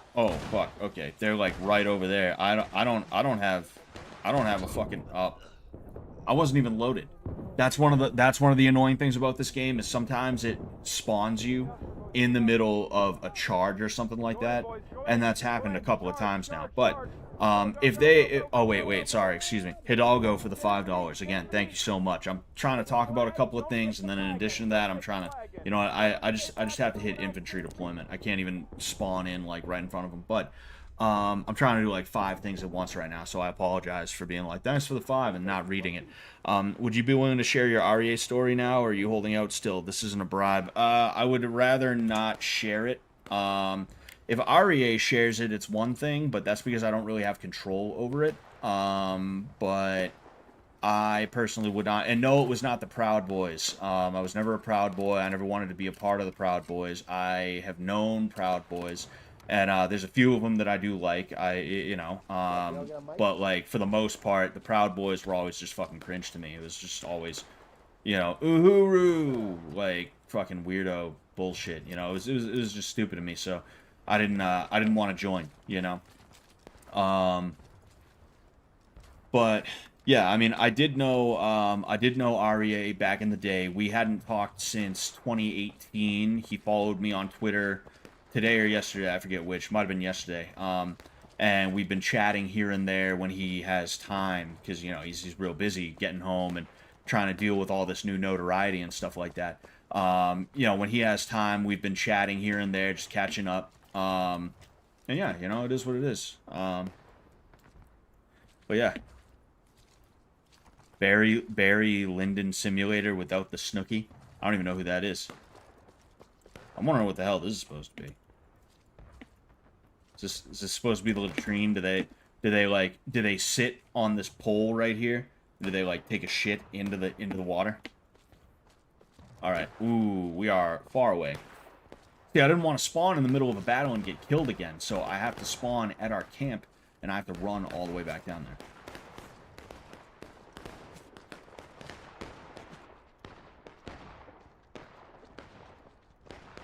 Someone's blasting music, and I don't know if it's like someone above or below me, or if it's like, someone outside with their fucking car, I don't mind it. It is what it is, I make a little bit of noise here too, but it's just like, what the fuck? I don't know if you guys can hear that. Well, you knew REA in 2015. Yes, I did. Do you think it was an exit scam, Scott? And are you ever coming back? No, it was not an exit scam. All right, like I'm literally talking to them and they're updating me with some information, and ooh, there's the redcoats. There's the redcoats. They're chasing right after us. Come on, baby. Oh, did I get him? Did I get him? Did I get him? Oh man, I don't think I got him. Damn. Oh, I didn't know we were gonna volley fire. Thanks for letting me fucking know, guys. I guess we're running back now. Can't hear the music. But yeah, no, it was not an exit scam, okay? They wouldn't do something like that, Like they have too much pride to do something like that,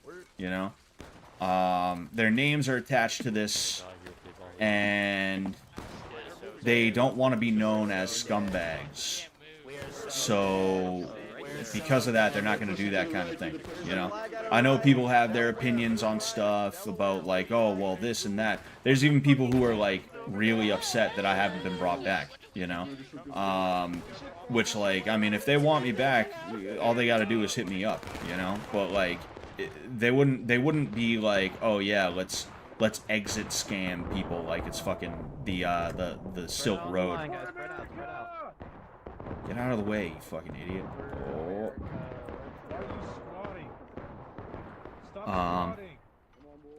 Blood Games needs Scott. If they don't have you come back, I'm going to be mad. Blood Games was supposed to feature me in a very big way, actually. Whoop, oh man, I got nailed. Anyway, Blood Games was supposed to feature me in a very big way. I was supposed to be actually like a really big part of the story. I'm not going to give anything away, but like that is kind of a disappointing thing on my part, because it's like I was going to be one of the most important pieces of Blood Games. My character, Cage, I was going to don Cage again. Ooh, that's a lot of dudes. That's a lot of dudes and nut to butt right over here. Anyway, and it's unfortunate because I'll be honest with you, like, Blood Games was probably going to be the last time that I was like, oh yes, like, this is like, I'm a part of Fish Tank. I wanted Blood Games to be a way for me to go out on my own terms, because I have plans over the next year that don't include me being available unless they're gonna be willing to fly me in. And here they are. In fact, you know what do we get? I want one person to go down at least. Maybe I should just shoot one of my own guys. I definitely nailed that dude. Yes, I got him. I fucking got him. There was a dude standing right there. They call this Ramboing, when you run off on your own like an idiot and you just try and snipe people. They let Letty come back in the house, but not you. Yeah, you know, it is what it is. They didn't need me right then. It is. Shit. It is what it is. I want to see if I can find the body of the guy that I shot. I know I got him too. Yes, that's him. That's him right there. Sweet. Everything in front of you is enemy. That is really rewarding, is when you're in range to shoot somebody, you know, and you actually see them go down. Are we running down here? Those are Patriots. Man. Oh shit, you can see their flag is down. Wait a second. Wait a fucking second. Oh, somebody got nailed. Somebody got nailed. Oh damn. That was the enemy. I didn't know. I didn't realize. That's probably Grenadiers or something like that. But yeah, you know, maybe I'll be back specifically for Blood Games 2. If they even plan on trying to organize that when they find a new place to go. That'd be nice, I guess, but you know, it'd be a little it'd be a little tough for me, especially because like if I'm in a new place and I have a new job, it's gonna be hard for me to go to that new job and be like, hey, by the way, I need to leave for 2 weeks. Don't ask why. I'm not comfortable telling you. I just need to leave for 2 weeks. Like, it's gonna be really hard for me to do that. It works out in this case because I have summers off with my current job, you know, but like I was lucky to get a job like this, you know, where like the work slows down to the point where I can just be like, hey, I want to take the summer off, and they'll be like, all right, fine, whatever. And then, you know, I don't have to explain to anybody, hey, like, I need time off, you know? Oh, excuse me. I know. I thought it was just the Hessians. Oh, that's who it was. It was fucking Hessians. It was Hessians is what it was. I gotta reload my musket. But yeah, you know, it is what it is. Sometimes shit happens that way and it just sucks, you know? I didn't even put in as much work as other people, like Xavier, Soda Man. They were there 5 days a week. Soda Man, I think, was there 7 days a week, working basically sun up, sundown. And they were at least gonna get paid. Fucking, there were other people who were volunteers who were like, no, I'm cool with doing the work for free, just let me onto the show. And, you know, it just like, I feel for them the most, you know? I'm frustrated by it, for my own reasons. But, like, oh, dude, not yet. I'm not ready. You gotta give us time to reload, dude. We just fucking volley fired. What are you doing, you idiot? Fucking take the dude out. You gotta also tell us where we're firing at.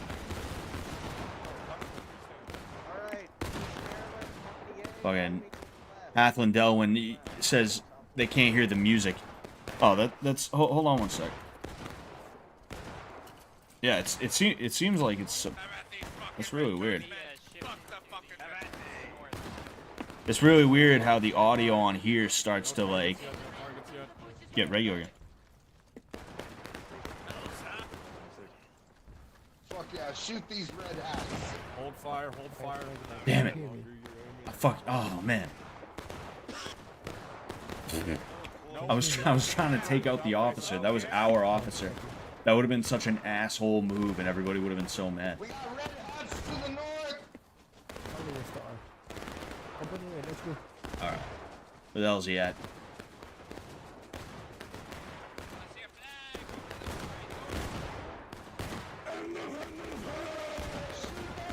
Oh shit. Is that front loader? Do we have front loader here?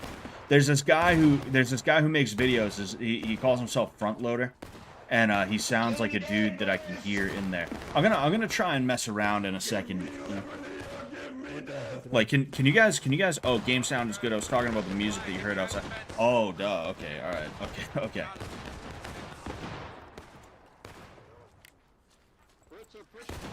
We're all upset you're not back, Scott. Well, I appreciate the love, you know. I appreciate the love.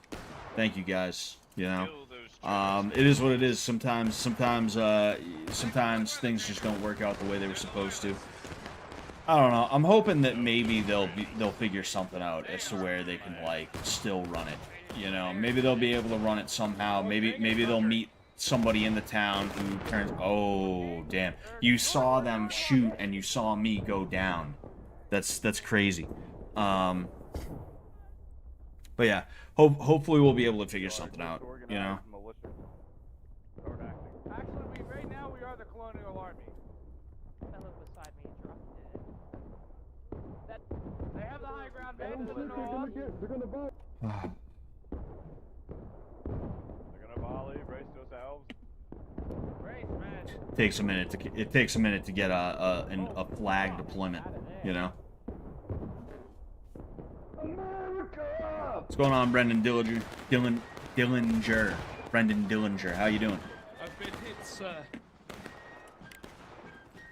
I do kind of wish you didn't have to reload right after you spawn in. That would be nice. Whoa. Take it easy there, guy.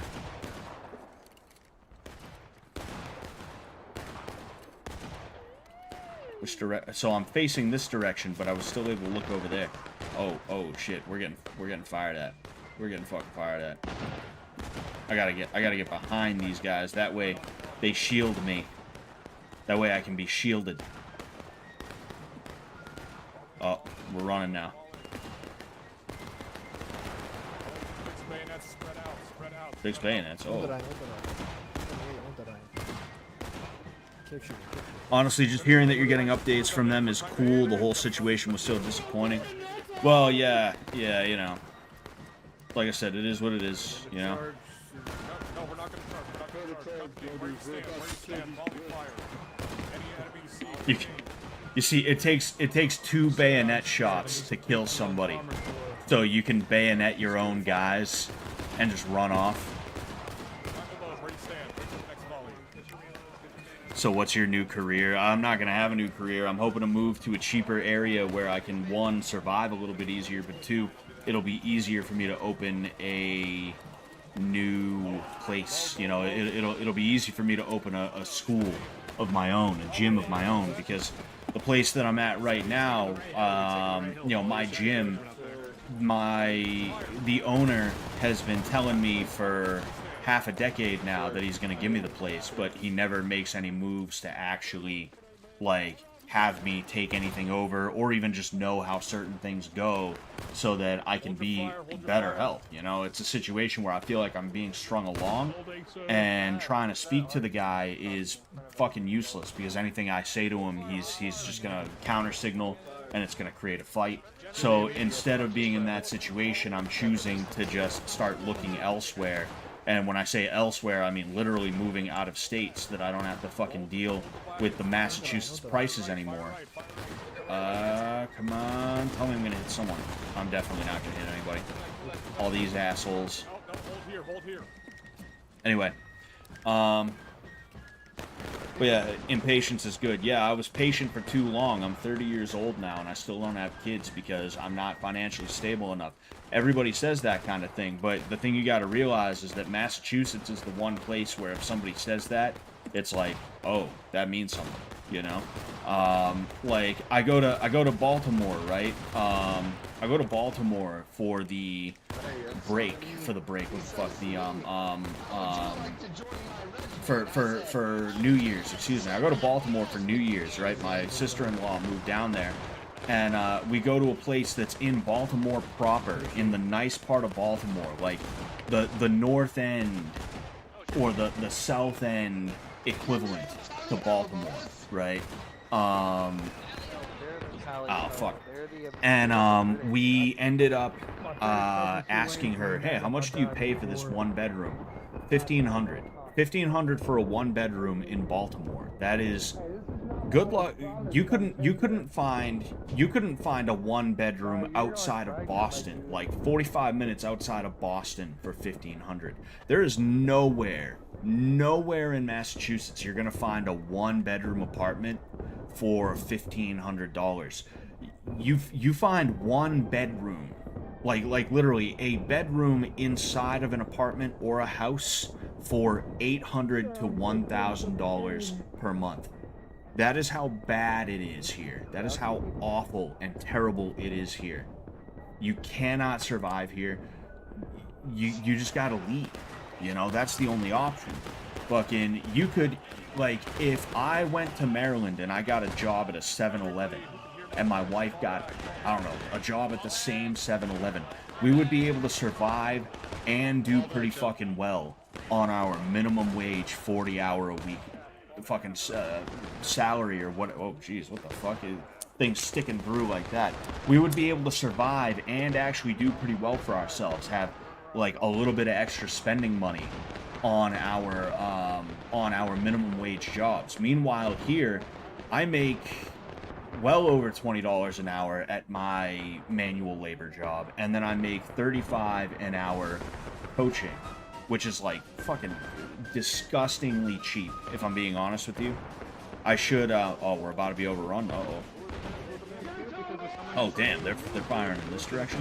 Like, but the bottom line is that's well more than the minimum wage in Massachusetts. My wife makes way more than the minimum wage in Massachusetts, and we still have a hard time surviving just because prices are so high. So it's a situation where it's like, even if my coach was like, yeah, here, take the gym now, like, forget about it, you know, like, I still wouldn't be able to survive, you know? It's a pointless endeavor, you know? That sounds dope. What states you looking at? I'm not too sure yet. I'm not too sure, you know? We're trying to figure it out now. Jesus, that's worse than New Jersey, and shit is expensive here. Yeah, it's like I said, Massachusetts, and New England in general, but like especially Massachusetts is the California. Uh-oh. Here they are. They're charging us. I nailed him. Oh, but I got nailed too. I got that guy at least. But yeah, it's that bad. It's that bad. You know. They're here. Hold the line. Oh man, dude's getting clubbed. Uh-oh. The game's a little wonky. It's a little stilted, so it's like when you have to charge, it's like difficult to deal with. You know. Line up. They're gonna fire at you. Come on, boys. Come on, boys. Let's do it up. I'm out in Central Mass, but I still feel your pain, bro. Yeah, it's like, it's not much better out in any part of Massachusetts that I know of. You know, it's not that good. Even in, like, Central or, like, Western Mass, it's still kind of, like, fucking stupid, you know?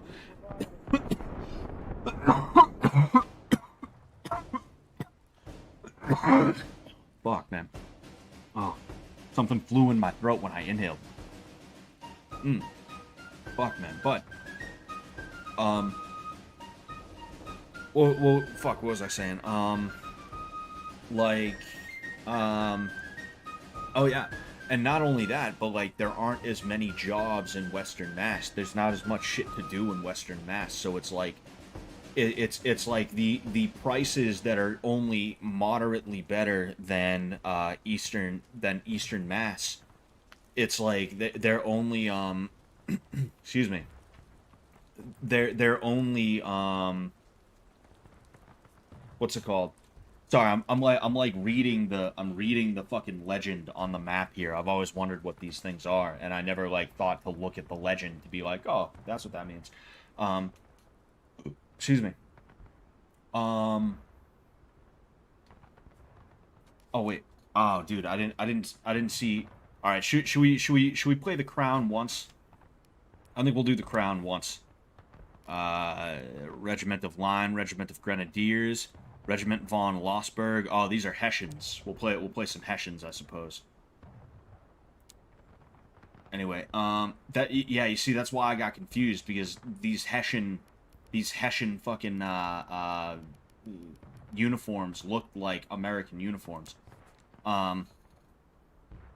This is War of Rights.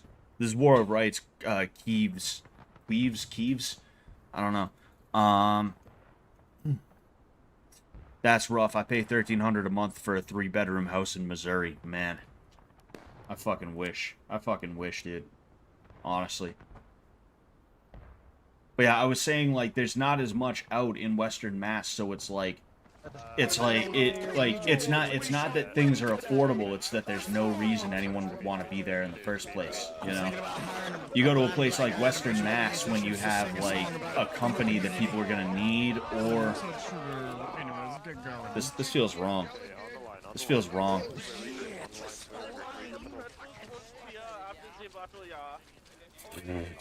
You can hear dudes pretending to be German. What did I just say? Where's our officer? There he is. That's our boy. Oh no, I have to finish reloading.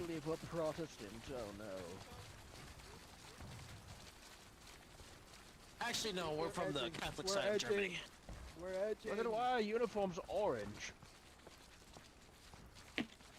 Isn't this? I'm not deserting my fucking shit. I'm literally right there. What are you saying beside me? What foolishness do I hear? I wish I would have a sword. I want a sword. We're gonna go ahead. We're gonna finish loading up. And everything in between.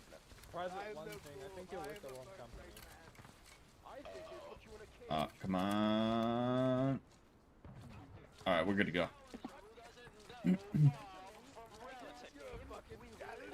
Good sir, I believe those rapscallions are ahead of us. Oh, good heavens. Oh my lord, that's a big ass lie.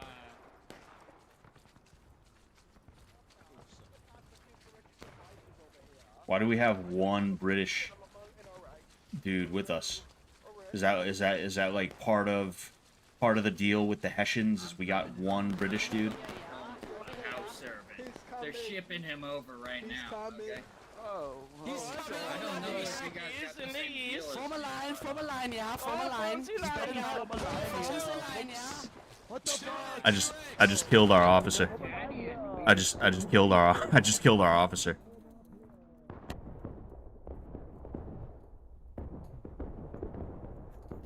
I want to see how far we can get.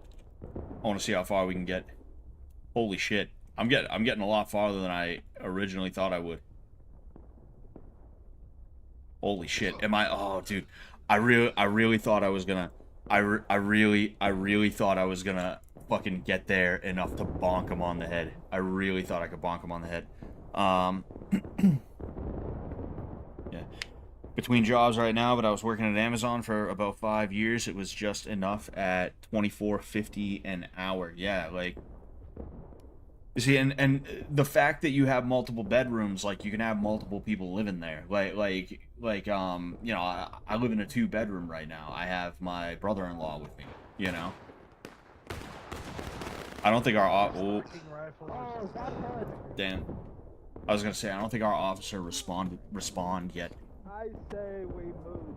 This has mad 2010 Xbox Live vibes. It does. It kind of does, you know. A bunch of dudes just having a good time. No longer getting edged. I think we are getting fucked. No, we're Need a puckle gun. That'd be nice. Having a puckle gun. This is cool because in the Civil War, right, when they're not doing an Independence Day thing, you can do artillery. You can fire artillery. They have you know, they have canister. They have whoa. Get the fuck away from me. Yeah, get the fuck away from me, dummy. What are you doing, you fool? Do not hit him. Shoot that man. That's treason against the crown. I should really kill that guy. I should really kill that guy. You're an easy target. If you're clumped, you're an easy target, gentlemen. Spread out. You fools, spread out. You stay here though. You're my shield.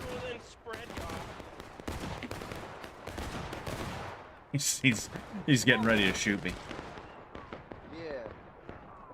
That's what I thought. Oh man. That dude was definitely gonna shoot me.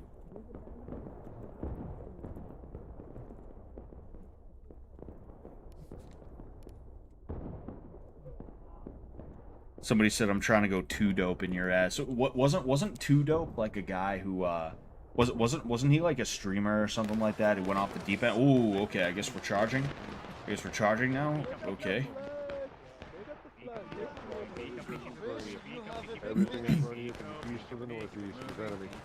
Oh yeah, okay, that's it. Shoots them. Forms a line.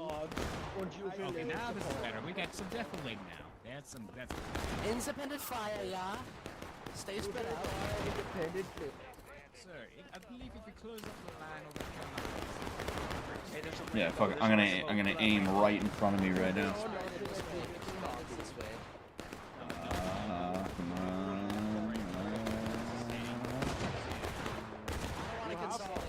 I want to stay spread out. I want to get kills slowly. We're fine. I think you're thinking of Too Mad, Rip. Oh, maybe it is. I don't know.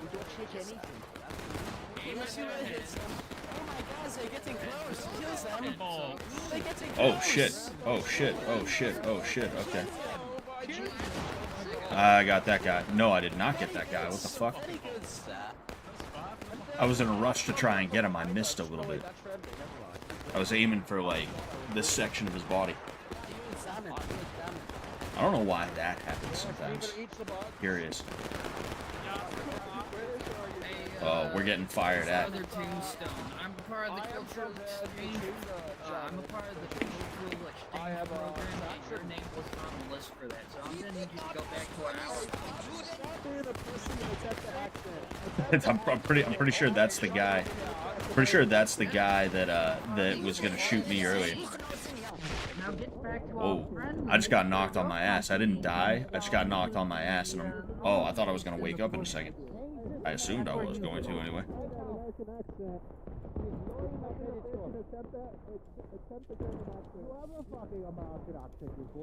All right, I'm gonna go to the next death. I don't want to spend another 40 minutes playing this. Like I said, small doses. You play one game, at a time.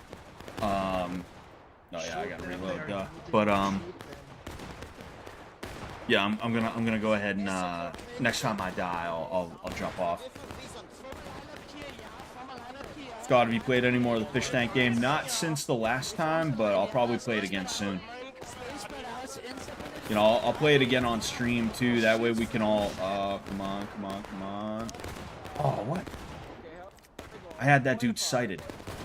There's a dude right in front of me. I had him fucking sighted. This game is goofy as fuck. It kinda is, yeah. Especially when you get dudes that speak in an accent like a bunch of fucking idiots. I wish you could TK at will. Baby. I don't know if I hit him. I don't know if I hit him here. I wonder if any Hessians settled in the USA IRL. Probably not. Probably not, all things considered, because, they were an enemy army. They were mercenaries that fought on the British side, When Washington crossed the Delaware, what he did was he took Hessians by surprise. He ambushed a bunch of Hessians. They were all chilling, doing their thing for Christmas. I just realized we have quite possibly the second most in German headline. The entirety of Europe ever. A million little troops fighting.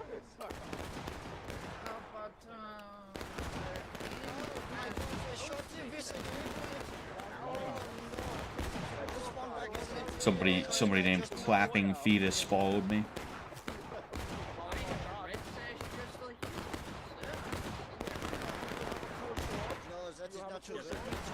Did I reload? Open, I reload. Just sync them up and write them down.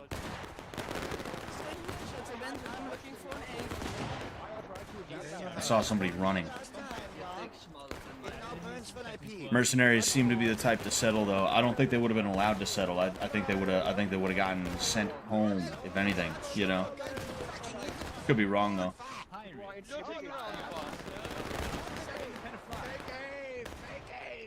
No, it's not. Oh.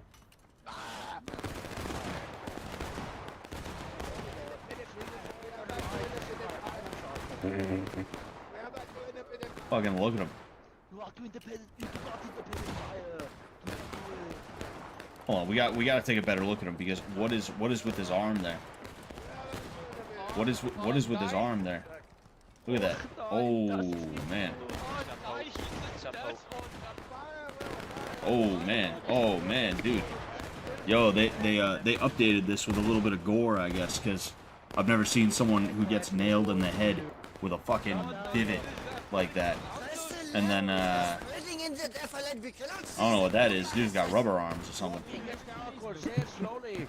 We need you to be quiet. Or say it slower.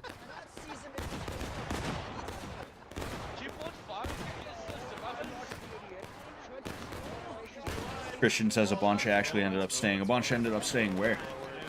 Oh, Are we? Oh damn! I don't even have my bayonet on. Oh wait, duh. Harshman Harvester says this is sick. Yeah, it's a really fun game. Like I said, short doses, but it is fun. Dude, would you idiots get out of my way?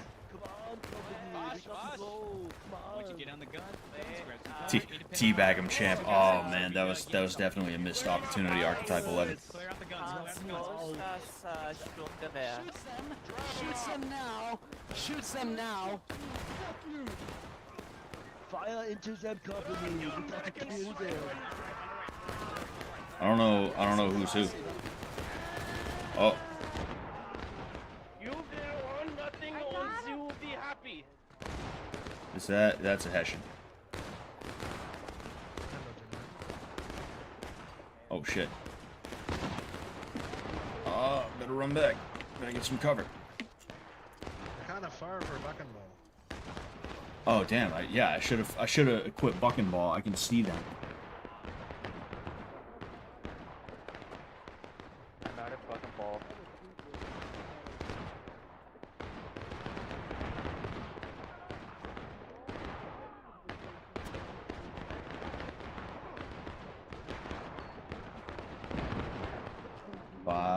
Yes. Yeah, you see Shortland pattern brown Bess. Yeah, we're using brown Besses here.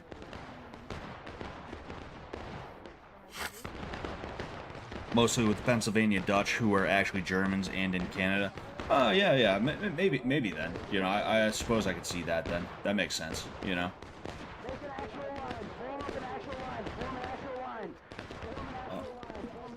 Oh. Fucking look at all these bodies. Holy shit. And a lot of them are, in fact, pretty much all of them are fucking, not all of them now. I was saying pretty much all of them are colonists. Natural today to think that a nation fields its own citizens as soldiers, but not historical norm, really. Yeah, it was,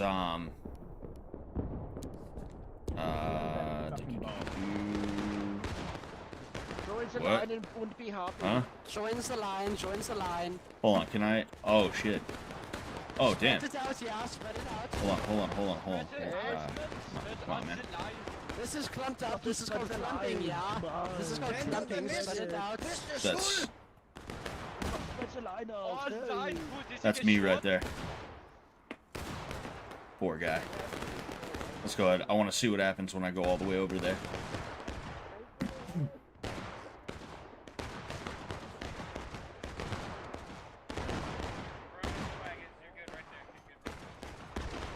Damn.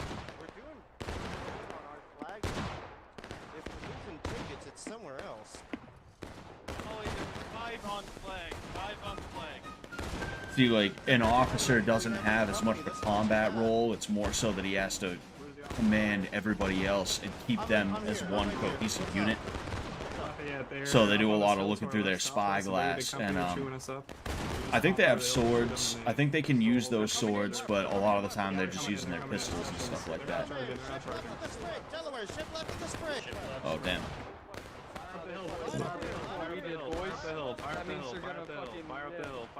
This, I never knew you could do this. That's pretty sick. When they pop back over, we're gonna shoot them again. That's more Hessians right here. Yeah, this is a different unit though. So that's one of the cool things is like these are two different units commanded by two different people. So they have their own little way of doing it. They have their own little way of doing it, but they're both right there doing their thing. And then also there's fucking redcoats over here, I guess, that are just entering the field.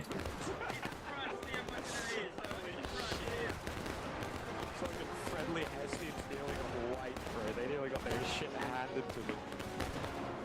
Bro, they were moments away from death. Okay, with me, I just want to see how these guys deploy. We're just gonna wake them up a little bit, boys. We're just gonna wake them up just a little bit, boys. Just a little bit. Just the tip. Just the tip. Up to the line. In a bit of fire. In a bit of fire. In a bit of fire. Up to the line. In a bit of fire. Just gonna wake them up a little bit. Ooh, you saw that dude go down. Spread out, boys. Shoulder to shoulder, not bust the kids.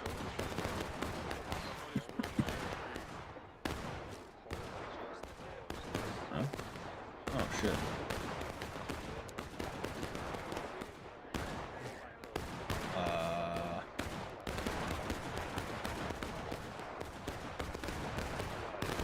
Yeah, I just fucked it up. Saturation. Oh damn. That's mad vibrant.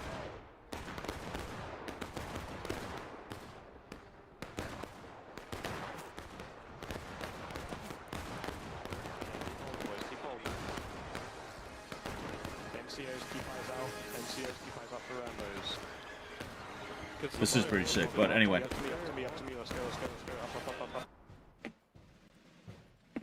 think it's about time for me to hit that dusty trail. Thank you everybody for tuning in today. We only had one caller. That's fine. You know, it's like I said. I at this point I don't really expect those things to go very well.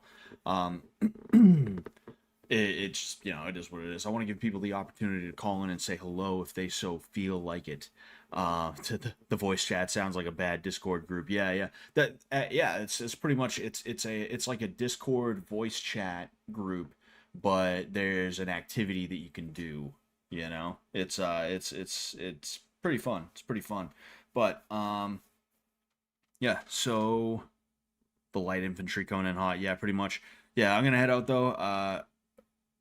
If any of you ever find yourselves in Jersey, check out Washington's Crossing, then head to the Boathouse in Lambertville for cocktails. Sincerely, your New Jersey tourism guide. Thank you very much, Dick. I'll definitely check out Washington's Crossing. There, I think I think I had I think I have a relative, a distant ancestor who was a part of the crossing.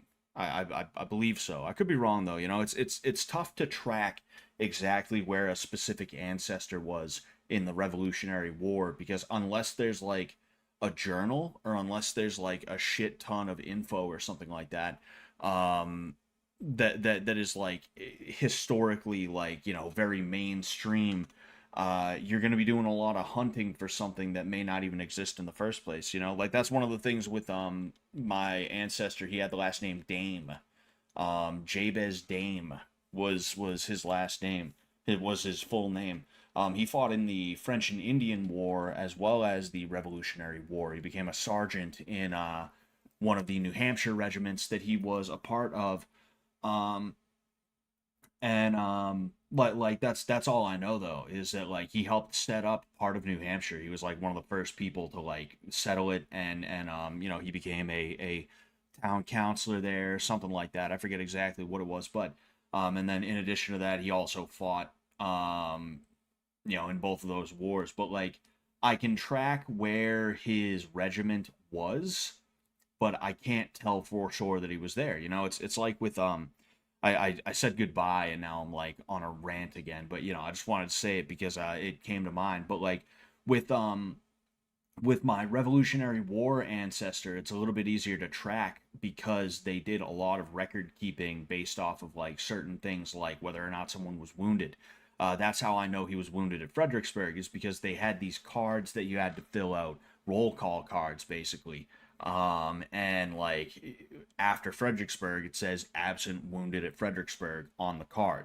So it's like, oh, okay, well, you know, I also knew what company he was a part of. And because of that, I could figure out who was his company commander, who was the captain that he answered to, and things like that. I can also figure out where he was on specific battles, depending. Like I could literally, like, I was most likely exactly where he got wounded when I went to Fredericksburg at the beginning of the year. You know, I was like probably literally standing about where he was, because I knew, like, okay, like, you know, fucking this is where he was on the day. What was I gonna say? And it's funny though, because like with World War II, I had, you know, my grandfather was on a destroyer in the Pacific Theater. And there are some things that I know, like he was part of Task Force 38 or something like that, which like didn't see a lot of action up until a certain point where you know, they took part in bombing Japan, like itself, like literally Japan itself. And then they also did certain like pre-invasion bombardments for like I forget exactly where, but like you know, they did oh yeah, the Philippines. They did pre-invasion bombardments for the Philippines, and then also Formosa, which is modern day Taiwan. So JC owes me, because my grandfather liberated Taiwan from those damn Japs. JC owes me because my grandfather liberated her grandfather from Shinji's grandfather, is what it is.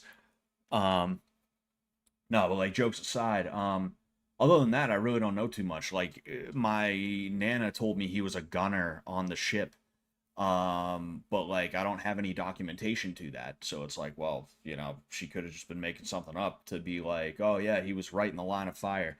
Even if he was just like a cook or like a janitor, it's like, well, I mean, he was still on a fucking ship that was getting attacked, you know? There were suicide fucking ships that tried to crash into him. There were fucking kamikazes that tried to crash into him and shit like that, and they ended up shooting down a couple of them. You know, which is crazy to think about. Do you have any heritage in Utah? You have similar features to the Mormon phenotype. Nah, that's probably just my Irish and Italian genes. That's literally what it is. I'm Irish, Italian, and a bunch of other things, but I'm mainly Irish and Italian. And you know, that's just kind of what happens. All my ancestry is in New England, pretty much. You know, everybody who came to America was basically like, they came to America and they settled in New Hampshire or Massachusetts. You know, oh, excuse me. They loved keeping record of things in the 18th century big time. Apparently they did. Or apparently not, because the 18th century is the 1700s, is it not? Yeah, the 20th century was the 1900s. So the 1800s was the 19th century. So the 1700s was the 18th century. It's a little bit weird that way. I could see why somebody might get confused by that. But yeah, like I've tried to figure it out, and I'm sure there's something out there, but it's probably in a book that's really old that the average person isn't just allowed to go and look at, and then it's probably kept somewhere that is like way far away from me, and I probably don't I probably wouldn't even know how to find it on the internet, you know, even the Library of Congress. Like, I know about that, you know. I found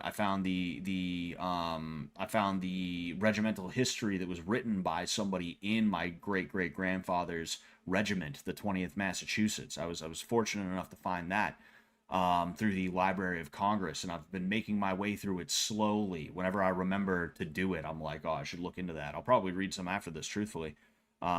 Scott's grandfather was Cuba Gooding Jr., the Pearl Harbor movie. That's exactly what it was.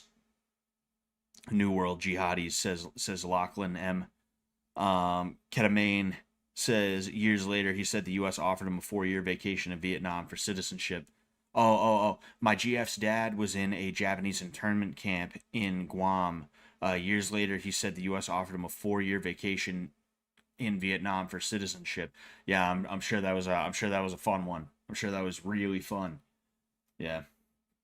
You know, it's crazy how we all did the same thing, and yet, fucking the Germans are the only ones who catch flack for it.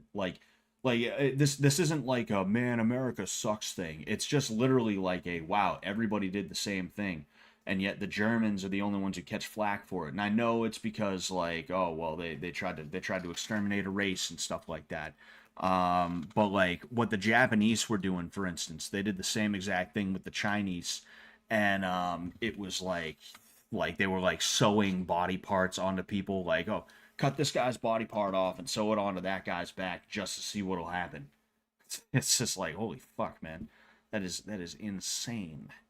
That is fucking insane. But anyway, I actually I believe I left it over here. I'll show you this and then I'll get out of here. This is water from the Rappahannock River, which is the river my ancestor had to cross to take part in the Battle of Fredericksburg, where he was wounded. When I went down there, I made sure to get some river water. Although I kind of wish I took some dirt, because like the river water is like, oh, what if this thing breaks? Oh no. So I got to keep it like real safe, you know. But if I go down there again, I'll probably grab dirt, and then I'll either keep this until I don't want to anymore, or I'll just like toss it, you know. Plus, like I know that more layers have covered, you know, where my ancestor walked since then, but I don't think it's going to be that many layers. I don't think it's going to be that much. There's still houses from the 1800s that have been built, from the 1700s. There's houses from the 1700s that are built, and it's not like they're halfway under the fucking you know, the dirt anymore, halfway underground, you know. So there's a good chance if I dug down like a few inches to a foot, I'd probably get the same dirt that he was walking on, you know. Which, like, that sounds weird, but like, you know, to me it matters, you know, like that's family history and American history, and I'm very proud of that, you know, as someone who also wants to take part in history in whatever way he's able to, not just be someone who watched it on TV, but be someone who was there, and I have in a couple of different ways. Fucking like it's important to me, you know, and I look to him for inspiration. I look to everybody for inspiration, you know, and I want to be an inspiration to not just my kids, but my grandkids and everybody who comes after them, because those are the people that are really going to mythologize me in the way that I do my my ancestor, you know. But anyway, I'm gonna head out. All right, thank you guys so much for letting me ramble for a little bit longer. I will talk to you later. We should be streaming Friday around 9 p.m. probably. If not, we will figure it out. We'll figure it out. We're always gonna figure it out. It's always gonna get figured. All right. But yeah, so thank you guys. All right. I will catch you later, and peace out.